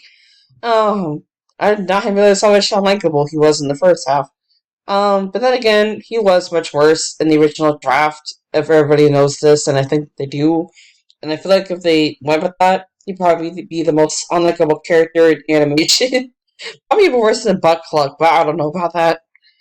Um, and plus, that'll make me like the movie less. Um, Woody has his funny moments, but I just can't get to liking him in this. The other toys don't help either because they're kind of jerks. Other than that, I still enjoy the movie, but it's not my favorites from this franchise. And it's really funny, and the animation holds up. And I do like Woody and Buzz's relationship in this movie, but I just can't see myself saying, "Oh, this is a masterpiece. This belongs in S tier." I'm sure lots of people will say that, and it's a good movie, but I don't watch it that much, to be honest. Um, Maybe I'm gonna put it the hot. No, I'm not gonna. No, I'm not gonna put it in D tier because it's not that bad. Definitely not C tier. Maybe like mid B tier. Yeah, because I feel like it's a bit better than Sleeping Beauty, but not better than The Princess and the Frog. Because like it does have its moments, but it's just not one of my favorites. A Bug's Life. That's pretty average. I feel like everyone's been saying everything that's been said with this movie. I don't even know where I'm gonna begin, to be honest with you. The plot is just really generic. Hopper is a good enough villain, but most of the other characters don't really land for me. The other character I like is Dot because she's kind of adorable, not by a fair margin. Flick is conflicting to me because I could sympathize with him because I feel like everybody looks down at him and it was like that for me in high school.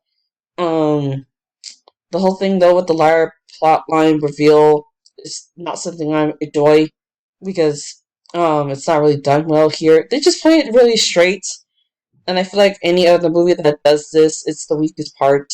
Especially, well, Aladdin, if yours is a bit better, I will admit that. But I just wish it was not used so often in movies. And Princess Ada, I hate her. The animation is fine, but the backgrounds are a bit limited for me. And the movie really takes place in grass, in a field, and they do what they can with that, but I just feel like we saw more like the Bug City that Blake went to. Like the main setting is not that interesting to me. The movie has its moments, but it's not something I can confidently say is really good. So, I feel like it's just a really perfect definition of average. I can't really say much about this movie than I have because I feel like I'm just retreading opinions at this point. Uh, with all that, I'm gonna put it in C tier. Uh, I feel like maybe low C tier. Like it's not that good. Toy Story 2, and no surprise where this one's going on the overall list. S tier. Where am I gonna put it though? It's definitely not better than Treasure Planet. So probably a bit better than Big Hero 6. Um, I think it's the best of the Toy Story franchise. I used to watch this one a lot as a kid, and I loved it so much. After several years not watching it, my opinion still remains the same.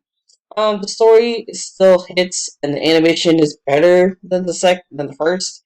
And Woody is thankfully not unlikable as he was in the first one. It's got great jokes and nods to the first one. My favorite joke is the whole toy store buzz thing. That's just hilarious every single time. Um, just the best example where the sequel is done better.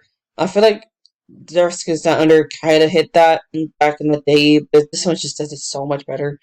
Um,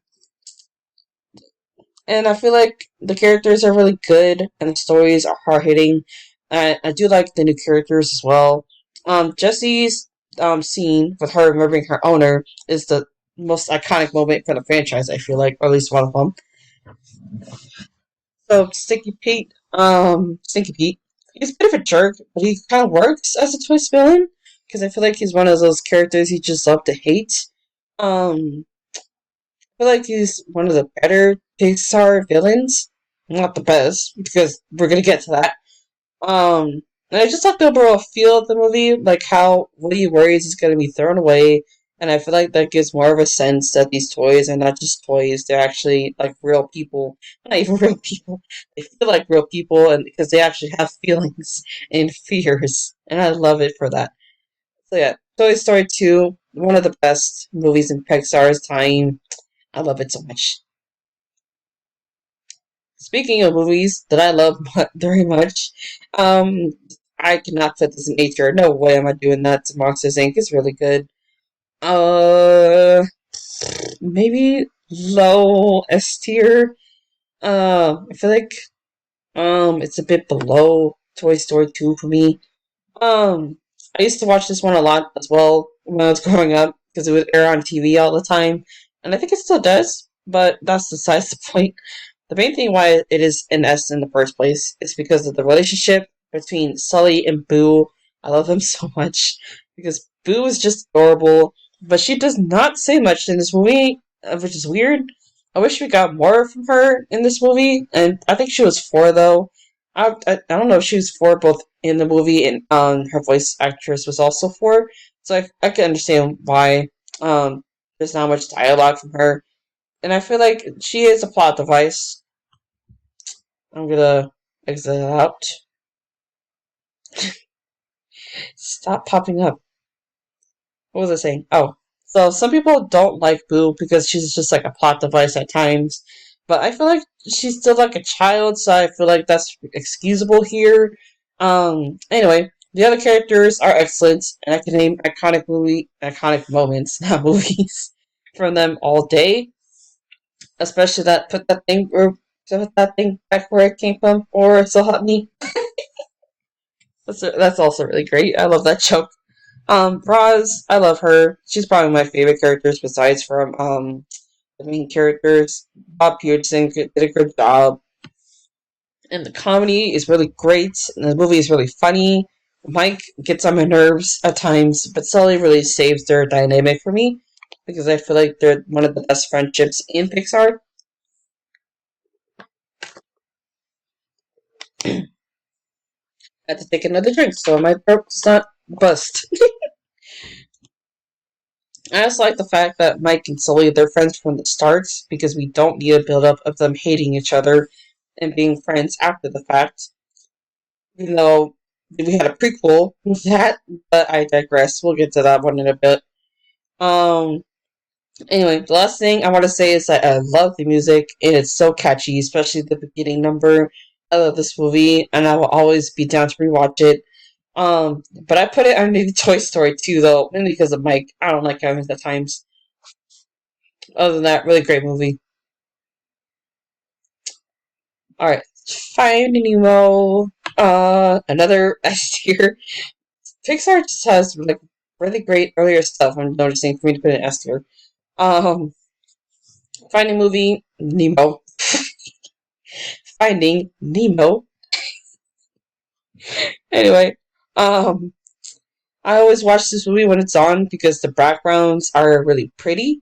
The comedy is top notch. Lots of funny Pixar movies. That's really because of Dory. Even though, yes, at this day and age, her voice actress has done questionable things and it ages poorly now. But I still enjoy Dory as a character as well as the other characters. What I love though is that they feel like they're fish, but they feel relatable. Especially Marlin. I do feel mixed on him at times though.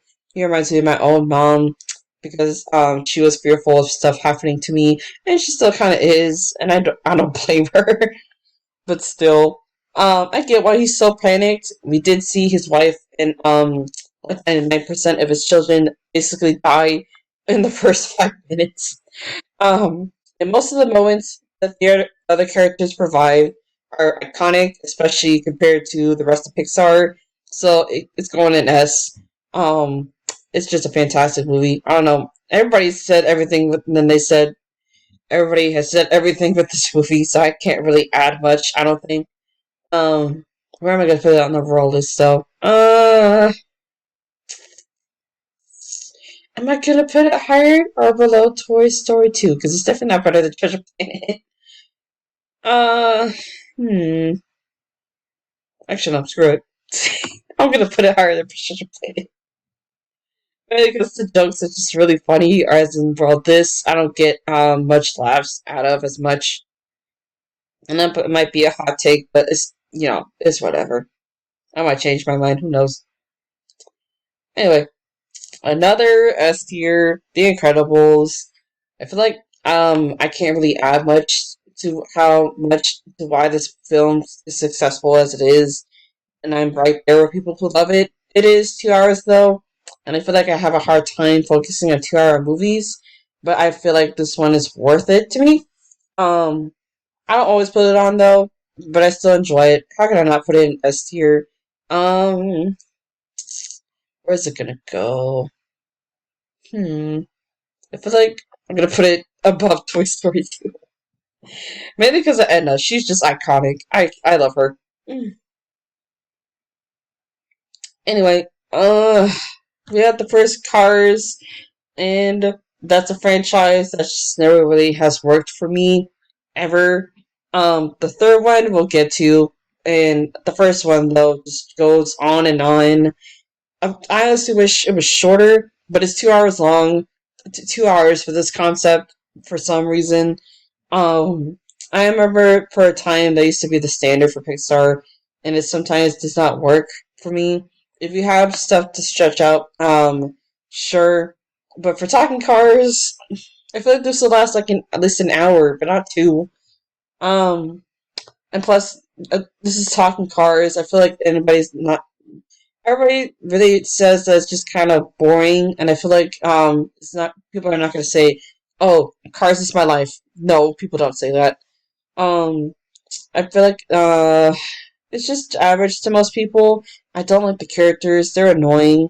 And I do like the stuff with Doc, which is probably with Doc Hudson. That's probably the only thing that I like and that I can remember. Because while rewatching this movie, I just tune out because I see why I don't like it. So Cars is a no for me. Um, I feel like the themes with Doc are enough to keep it out of F tier. Um, where am I gonna put it though? It's definitely not going very high. Uh, I'd rather watch Cars than I watch either of these two.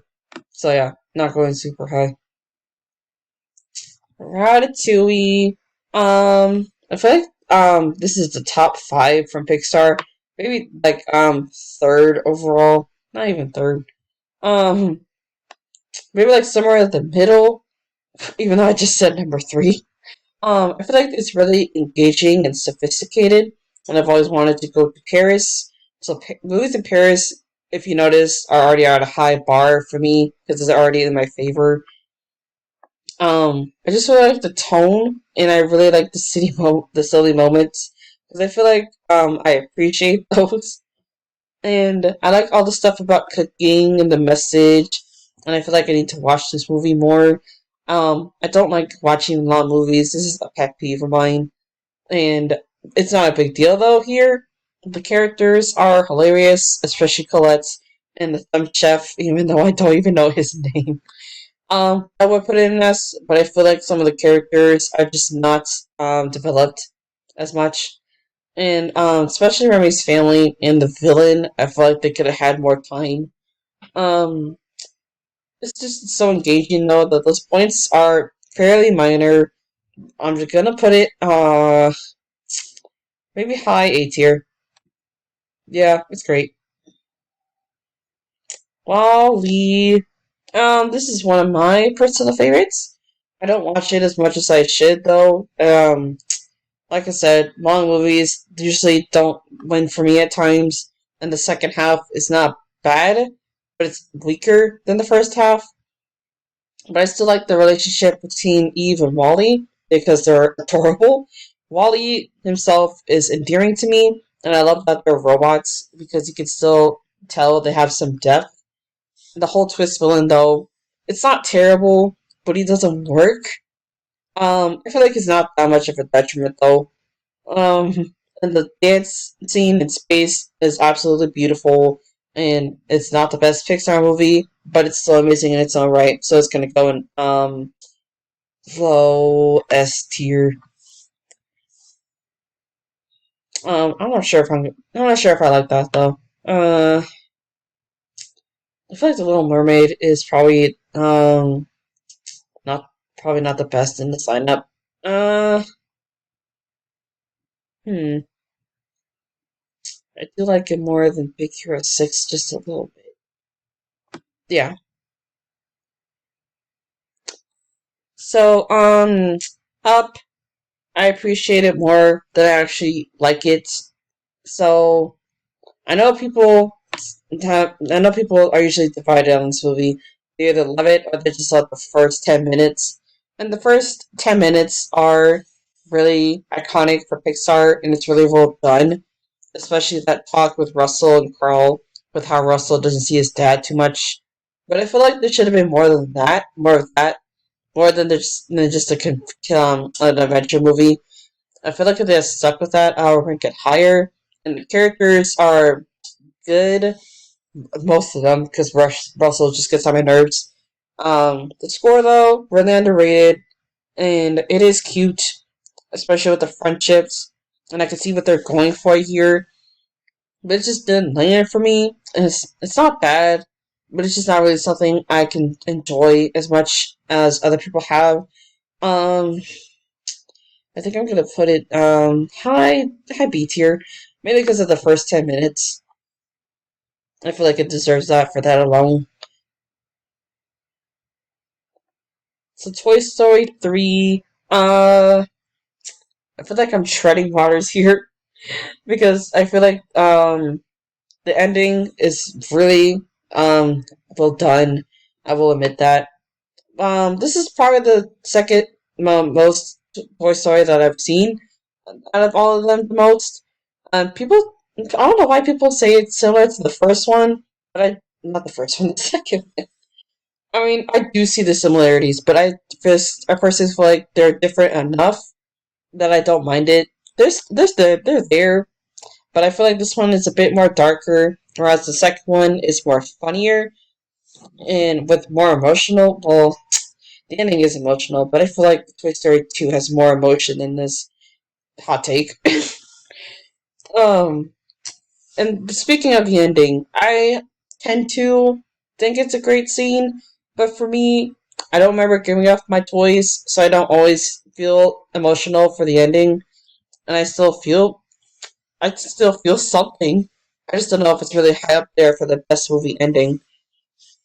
I feel like the characters are still engaging, especially the new ones. Lotso is a bit of a jerk, but I love him for it. It's funny, it's creative like the other movies, but the side characters were kind of annoying for me, so that also brings it down. And it's 3 movies in, and they don't believe Woody, probably the one who has the most playtime with Andy, who says that throwing on out was not supposed to happen, and yet they still don't believe him, and that frustrates me. And it's always gonna get to me when watching this. But the movie is still great.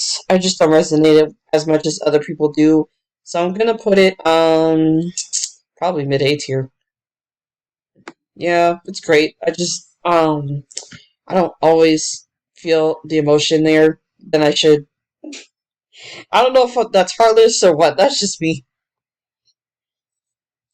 Anyway, moving on because we have like 10 movies left. Not even 10, not like 20. That's just how much we've been going through. It's about something 2 hours.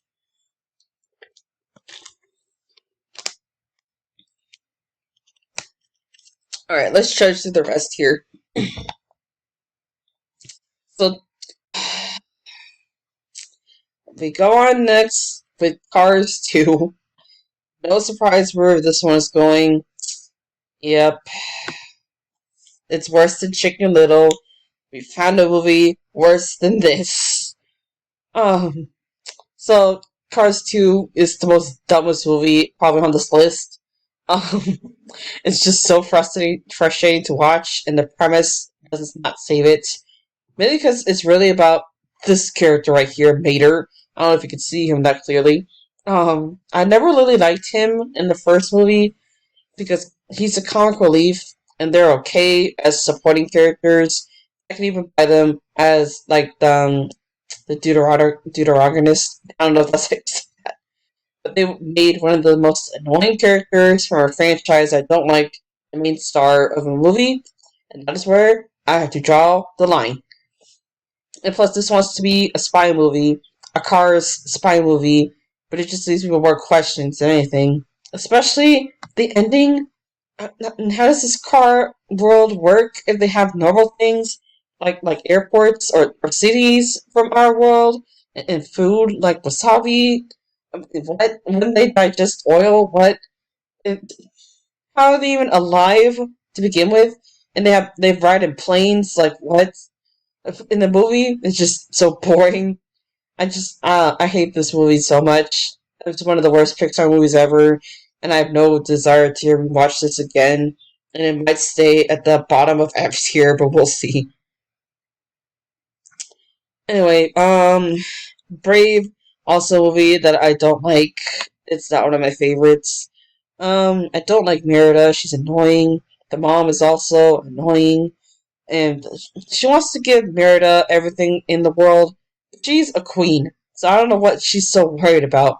And plus, I hate the enraged marriage stuff because Eleanor. I forgot her name for a second because that's how much I don't care for her. Eleanor, she just tries to force Merida to get married, even though Merida is like 16. So I don't understand why this has to be done now.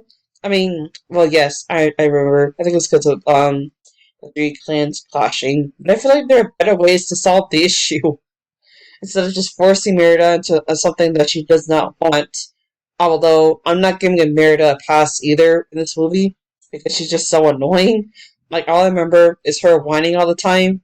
She's probably the worst. She's probably the worst Disney princess aside from Aurora, which is really saying a lot. And the humor is just not great. The jokes are just really cringy, and I don't like the plot. It's been done too many times. They they literally copied Brother Bear and made that a female variant. You took a movie that came from like 10 years before this one, and you use it in this movie for what? Not even a movie that's really that good. Like why? I the only thing that saves it is some of the humor and that arrow scene where she shoots an arrow through another arrow. That was really badass. Other than that, though, I really don't enjoy Brave. It's definitely better than Raya though, because it's not. Actually, no. I feel like it's on par with Raya, because I feel like between this movie, which is just frustrating, this one is a little less frustrating. But that's not saying much. Anyway, Monsters University. So I saw this in theaters when it first came out, and had no real opinion about it. And rewatching it, my opinion stays the same. I don't think this is really on par with the first one. So that should be obvious from the start. So college movies are like a hit or a miss for me. Mike and Sully are fine, but Sully got on my nerves a few times because it's just like, oh, my dad's famous. The rules still apply to me. Nah, nah, nah. Ugh. And plus, the supporting characters are just not good. They're definitely not memorable. I don't remember their names. That's how much I just don't care for them. I don't really buy that Mike is not scary either thing because we see that other monsters they're not scary at all. Like, why is he the only one being singled out? You telling me he's the only monster who's seen as not scary? Come on. Like that purple Muppet thing, he's not scary at all. And plus, there's at least one kid out there that'd be scared of one tiny Cyclops green monster. I will guarantee you that. What saves this movie though is the world building because I feel like it's really cool. The message I feel like is really underrated and because it's okay to have us fail and not have things work out the way they do. Like for me, for example, I wanted to be a lawyer, but that didn't work out. So now I'm going to study to be a paralegal. I feel like I could resonate with that more than I should. Um, and the third act is really good as well. But other than those elements, I just can't really get behind it. Um, and if it wasn't for those factors, it'd be lower. I think I'm gonna put it at the bottom of C tier because it's definitely not as boring as these movies, but it's still not good. Anyway, I'm gonna take a drink.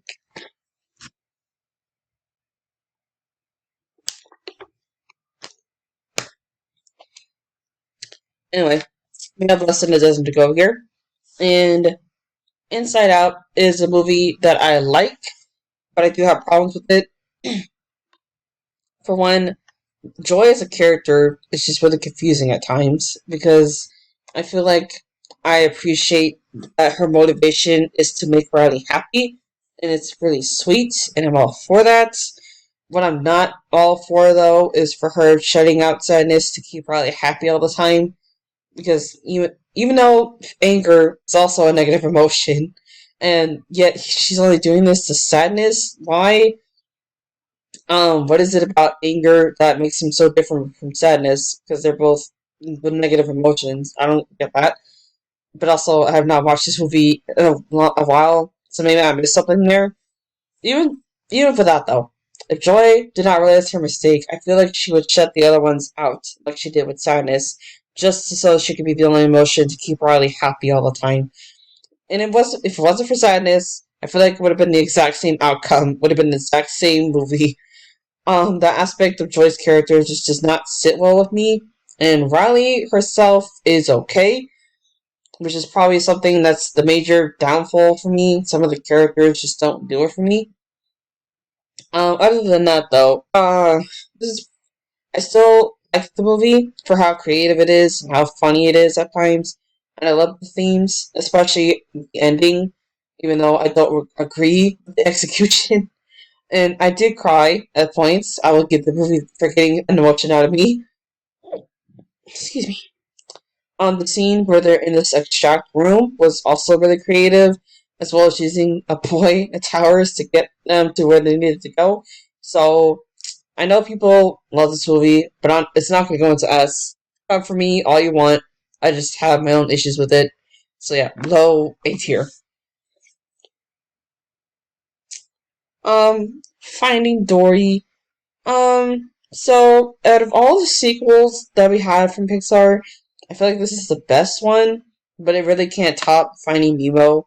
For one, on a technical level, I feel like Finding Nemo was probably the movie that did not warrant a sequel.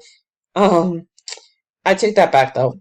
Let me take that back. Cars does not warrant a sequel. The Disney Renaissance films do not resonate a sequel. That maybe Big Hero 6, and maybe some other, maybe the Green Mouse Detective as well, even though they're not in the Renaissance, but whatever. I'm getting off track. Anyway, I'm not saying that Finding Dory does not work, but the original movie was pretty conclusive, which I feel like it did not have any loose ends, especially since they're focusing on a character whose voice actress has gone through many things since the last time, not even after this movie came out. And since we're talking about weaknesses, Marlin and Nemo have nothing to do, unlike Dory in the original, because she had a purpose, even though she was a supporting character. And the story is a bit repetitive at times, and on its own, especially, that's really noticeable. And the side characters are good, but they just can't top their predecessors. Although Hank does come close at times. With that being said, though, I did have a good time with this. Dory is one of my favorite characters, and I found her story charming and emotional. If you don't cry when you see those shells, you have no soul. That's just how it is. Her flashback scenes are also adorable, even though yes, that is really repetitive, and it's just it got to be a bit too much for me at times. The animation is amazing because it's really the backgrounds are just really cool and realistic. And the truck scene is ridiculous, but in a fun way, especially with the back and forth. So while this movie did not need to exist, it's still a fun movie and it's still good, but it's just not as good as the original. Um,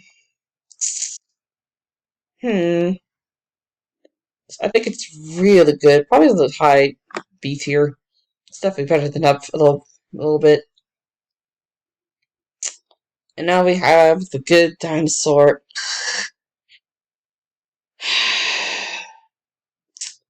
Yeah, I really don't like this movie. Uh, I'm struggling to even talk about it here in this section. I wanted to like this movie because the backgrounds are the only good part, especially the scene with the little stick people. That's really good as well. But this movie just did not work for me. The designs are so weird. And the characters and personality, turns wise, not great. And the tone, it's all over the place. I feel like at some points it wants to be darker, but it's really hard to care about that when the dinosaurs just are so goofy looking, especially Arlo with his twig legs. I feel like they could snap at any point. That's how bad he looks. If you want me to be disturbed by a dinosaur, you're down to Crow. Not Crow. Is it Crow? Yes. Drowning a crow in his own blood, I think is the term. And you need to have actually good character designs. As is, the movie is just really laughable, and the story is just bland. And I honestly wish I had more to say, but I don't. Because I feel like it's really evident that everything just does not work. And it's really bad. Um, it's definitely better than Cars 2, though. The backgrounds are the only positive here. Like I said, I feel like it's better than Chicken Little. It's definitely better than Home of the Range, but not better than Pocahontas. I feel like with this movie, I can still at least look at the backgrounds and like tune myself out, whereas in this one, I just get more annoyed. That's that. So Cars 3, it's probably the best in the franchise, but it's still not great. They did change some stuff, like it's a direct sequel to Cars, unlike number 2 over here.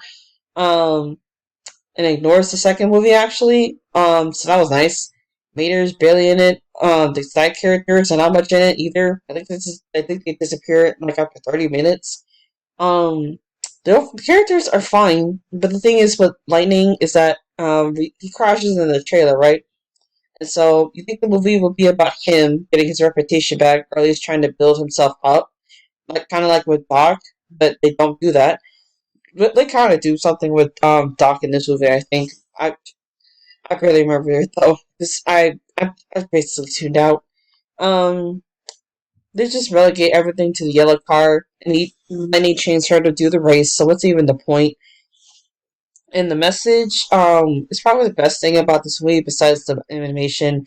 The animation though, that's Pixar though. I can barely give points for that. So the franchise is my least favorite from Pixar because it's just boring. And while this movie has some good elements to make it semi-enjoyable, it's really just okay. There's nothing too terrible about it, but there's not much intrigue for me to rewatch it. And this is probably the best thing we get from the Cars franchise, but it's not like it's probably the best thing we'll get from this franchise, but that's not really saying much, especially when you talk about Cars. Um, I'll put it higher than the first one. So Coco is really good, and I enjoy watching it. The only thing that really holds me back is Ernesto. He tried to kill Miguel, which is not cool. And Olaf, that short with Olaf with just was insulting. That was not in the movie, but I just hate that stunt so much that it brings it down a bit. Definitely not gonna go into detail though. Ignore that. So everything else though is fantastic. I love the animation because it's just gorgeous, especially the Death World and all the colors. It's really bright.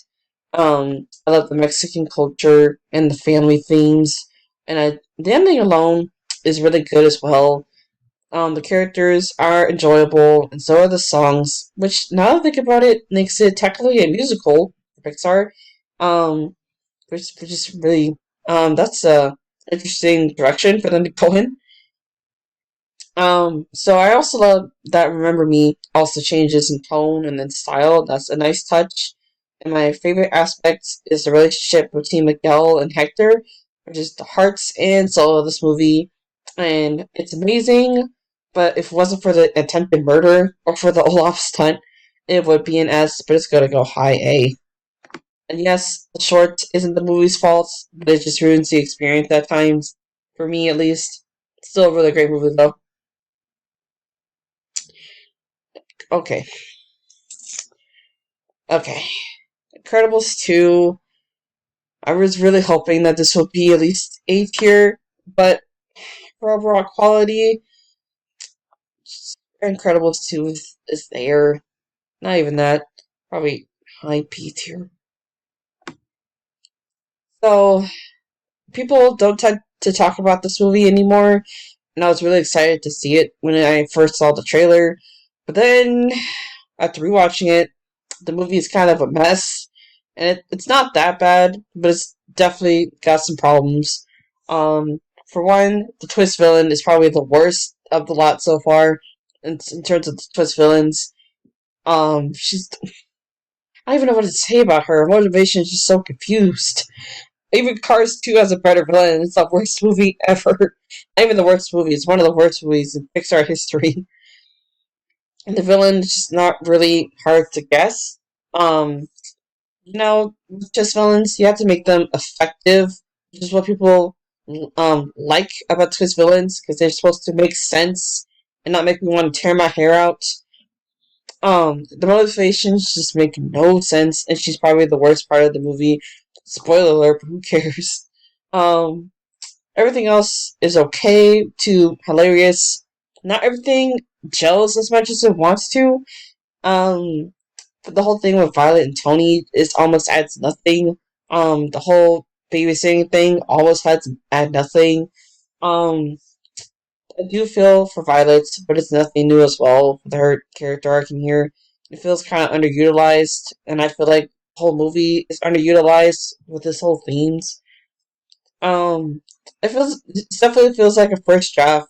Not much feels like they wanted to care about this, but they just like didn't have time, and that's also because they lost a year of production, which is insane. And I do like the family dynamic as much as the first one, but this movie just deserved better. And the scene with the raccoon is comedy gold.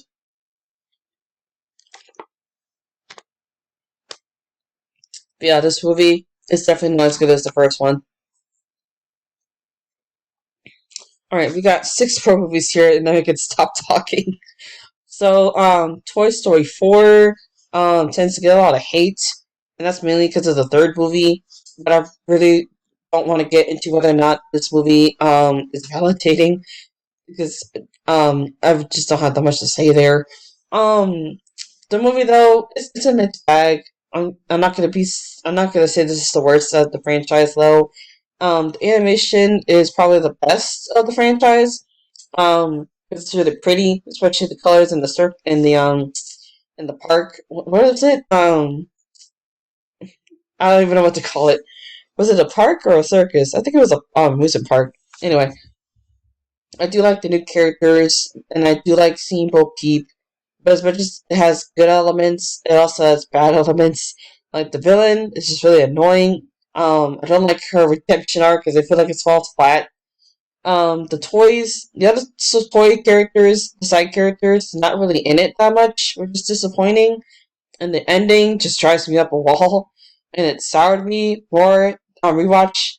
Mainly because to get to the end, it means that Bonnie just does not give a single shit about Woody, and it's a character change that I'm not a fan of at all.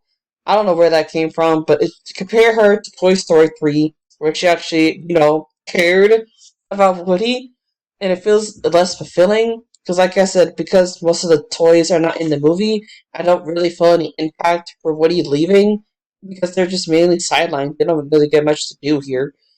The whole buzz thing also is just really weird, and it's a bit frustrating because why we listen to a voice box, and why are we doing this 4 movies in, and there's already going to be a 5th one, which just I feel like there's nowhere else to go. So it's the weakest, definitely in the Toy Story franchise, but I feel like there are several things that I don't agree with, and I don't hate it. So I think I'm gonna put it. I do like it a bit more than the rest of these, so I'm gonna put it high C tier because I feel like it's just bordering on good. But if it wasn't for the stuff that I don't like, it would be higher. So onward, I feel like it could have been a good movie, but I feel like there's too many things holding it back for me. Um, I do like the brother relationship, and I feel like the connection they're trying to have with their deceased father is also really strong as well.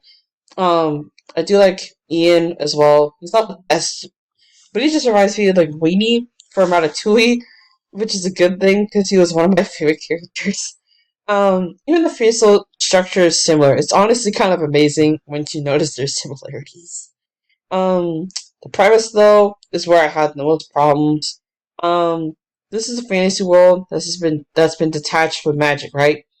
But it's not really utilized too much because it feels like a modern world with all these magical creatures, but they don't really spend that much time to flesh it out.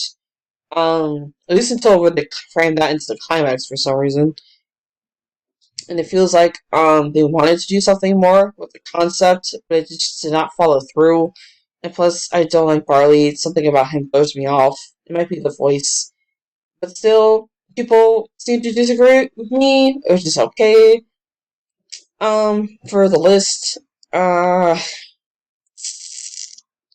I feel like it's. I feel like the relationship is enough to put it low B tier, but I just can't really bring it higher than that. Just because of the whole concept just feels so confused. Alright, Soul. There's a whole lot I could say about Soul. It would never be enough, though, to really summarize how I feel. It's just excellent. The story and the themes are so well realized. The animation is just really well done, both in the real world and the Soul world. The Soul world, I love their design so much because it just feels really ethereal, and the plot is a bit. The only thing I'm not loving is the whole black person becomes an animal thing because I feel like that's really too much overdone, especially from Disney, which I noticed. But the plot is still good, mainly because of the execution. That's really the whole execution. Yeah. That's really the only thing that's holding me back. Just the whole trend just bugs me, and I wish it would stop. Especially since this came out 3 years ago, and you're still doing this. Why? Um, but that said, though, I'm gonna put it maybe mid A tier. That comes to the themes I like it more than the Emperor's New Groove and this. Yeah, yeah, it's really good. Definitely a must watch. So Luca is really adorable and charming. The animation is really good. And so the character designs and the sea monster designs, those are really cool. The characters are excellent. My favorite is Luca, it's because he's just so pure and relatable. Alberto though is a close second because the storyline is his emotions. I feel like are some of the best from Pixar. The fact that his father just straight abandoned him, you can see it on his face. When he feels like his relationship with Luca, not even relationship, friendship. But I feel like I said that on purpose because I do know about the whole gay subtlety thing that this movie gets talked about a lot. I feel like you could see the emotion on Berto's face, and it's just too much for me. I feel like Luca and Alberto really carry the film. Even without those two characters, though, I could still enjoy this movie because I do love the setting. I do love Italian culture, so a film in Italy already gets massive points for me. So, and it's also really funny the part where Luca spits water onto Alberto's face just gets me, and also the cat. So, I'm gonna put it high A tier. Maybe between Coco and Ratatouille. I feel like that's a good middle ground. Turning red. I think it's good, but it's not really something I'm always in the mood to rewatch. Maybe because of some of the character moments that are a little out there for me, especially the whole puberty stuff. I do like that this isn't a Pixar movie though, but I can't really get behind it because it just throws me off so much. Um, and plus the mom, I don't like her. She's way too much for me. I feel like she's really ridiculous.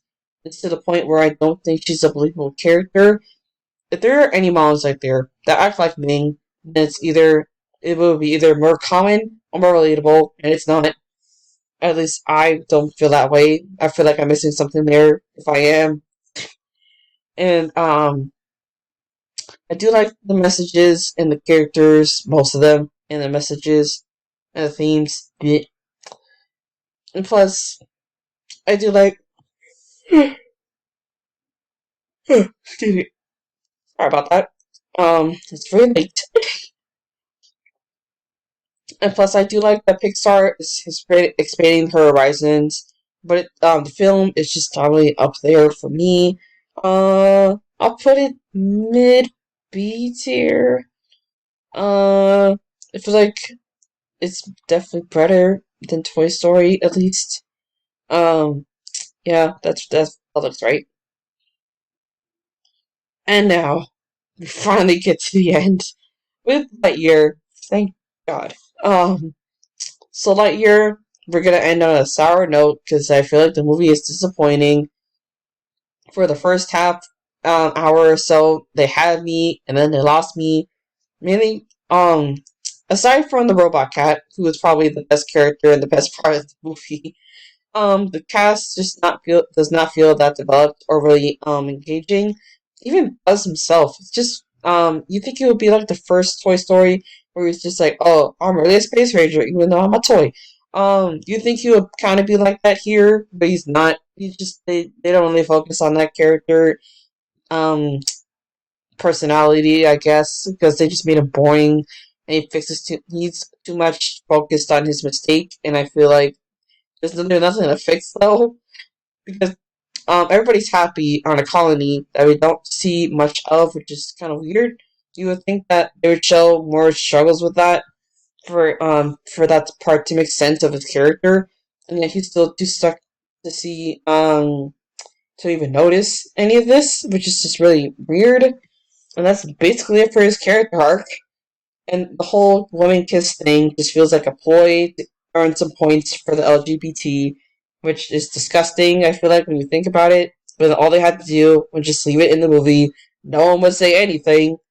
The animation, I think, is okay. I think it's decent. Um, but then the villain is an idea. I just feel like this movie just doesn't have that much whole to say. And the whole thing about this being the movie that inspired Andy to buy a Buzz toy in Toy Story makes absolutely no sense. Because, A, the movie does not have the same characters from this like it does in this. And also, we're only supposed to believe that he got only Buzz. There's no Socks toy at all. Come on. Like, that would sell like hotcakes. Come on. And plus, there's no reason to really make this connected to the first Toy Story. Because if anything, make the movie he saw be Buzz that Buzz Lightyear TV show that Disney just really ignore for some reason. I don't know why they didn't utilize that here instead of just like making this be the movie that Andy saw. And there's really nothing that infuriating for this movie to make it put it in F tier. Although the kiss thing is really really close, but there's nothing to get excited about or really even waste time getting mad over. So I'm gonna put it I think I'm gonna put it like mid D tier. I don't really have that much intrigue, but I'm not really that angry over it. All right, that is it. This is the whole list. 2 hours later. Let's see if I'm gonna change my opinions here. Beauty and the Beast, I feel like, probably not gonna get moved. I really love that movie. I can't see myself moving that. Tangled, yep. Encanto, yep. I feel like the Great Mouse Detective deserves to be a little bit higher. Um, hmm, maybe mid, S tier. Mm, yeah. Figure 6. I might put a bit higher as well. I might put it higher than Molly because I feel like no, not just saying because I feel like I do like the characters more. I do like the characters in Molly as well. But that second half though. Um, yep, yep, yep, yep, yep, yep, yep, yep, yep, yep, yep, yep, yep. I feel like Atlantis has a bit more going for it. Yeah, I'll move right here. Da, da, da, da, da, da. Looking over my list again. Da, da, da, da, da, da, da, da, da, da, da, da, da, da, da, da. I feel like it's solid. Yeah. All right. Now that the list's over, I had a lot of fun with this project. I will be doing some Our House stuff on this channel, so stay tuned for that. Let me know if you have any ideas of what you'd like me to do for the next video. Thank you for watching, and thank you for putting up with my nervousness and my drawn out talking, because I feel like that might have been a little bit annoying. And I think that's it. So I will see you guys hopefully soon. Bye.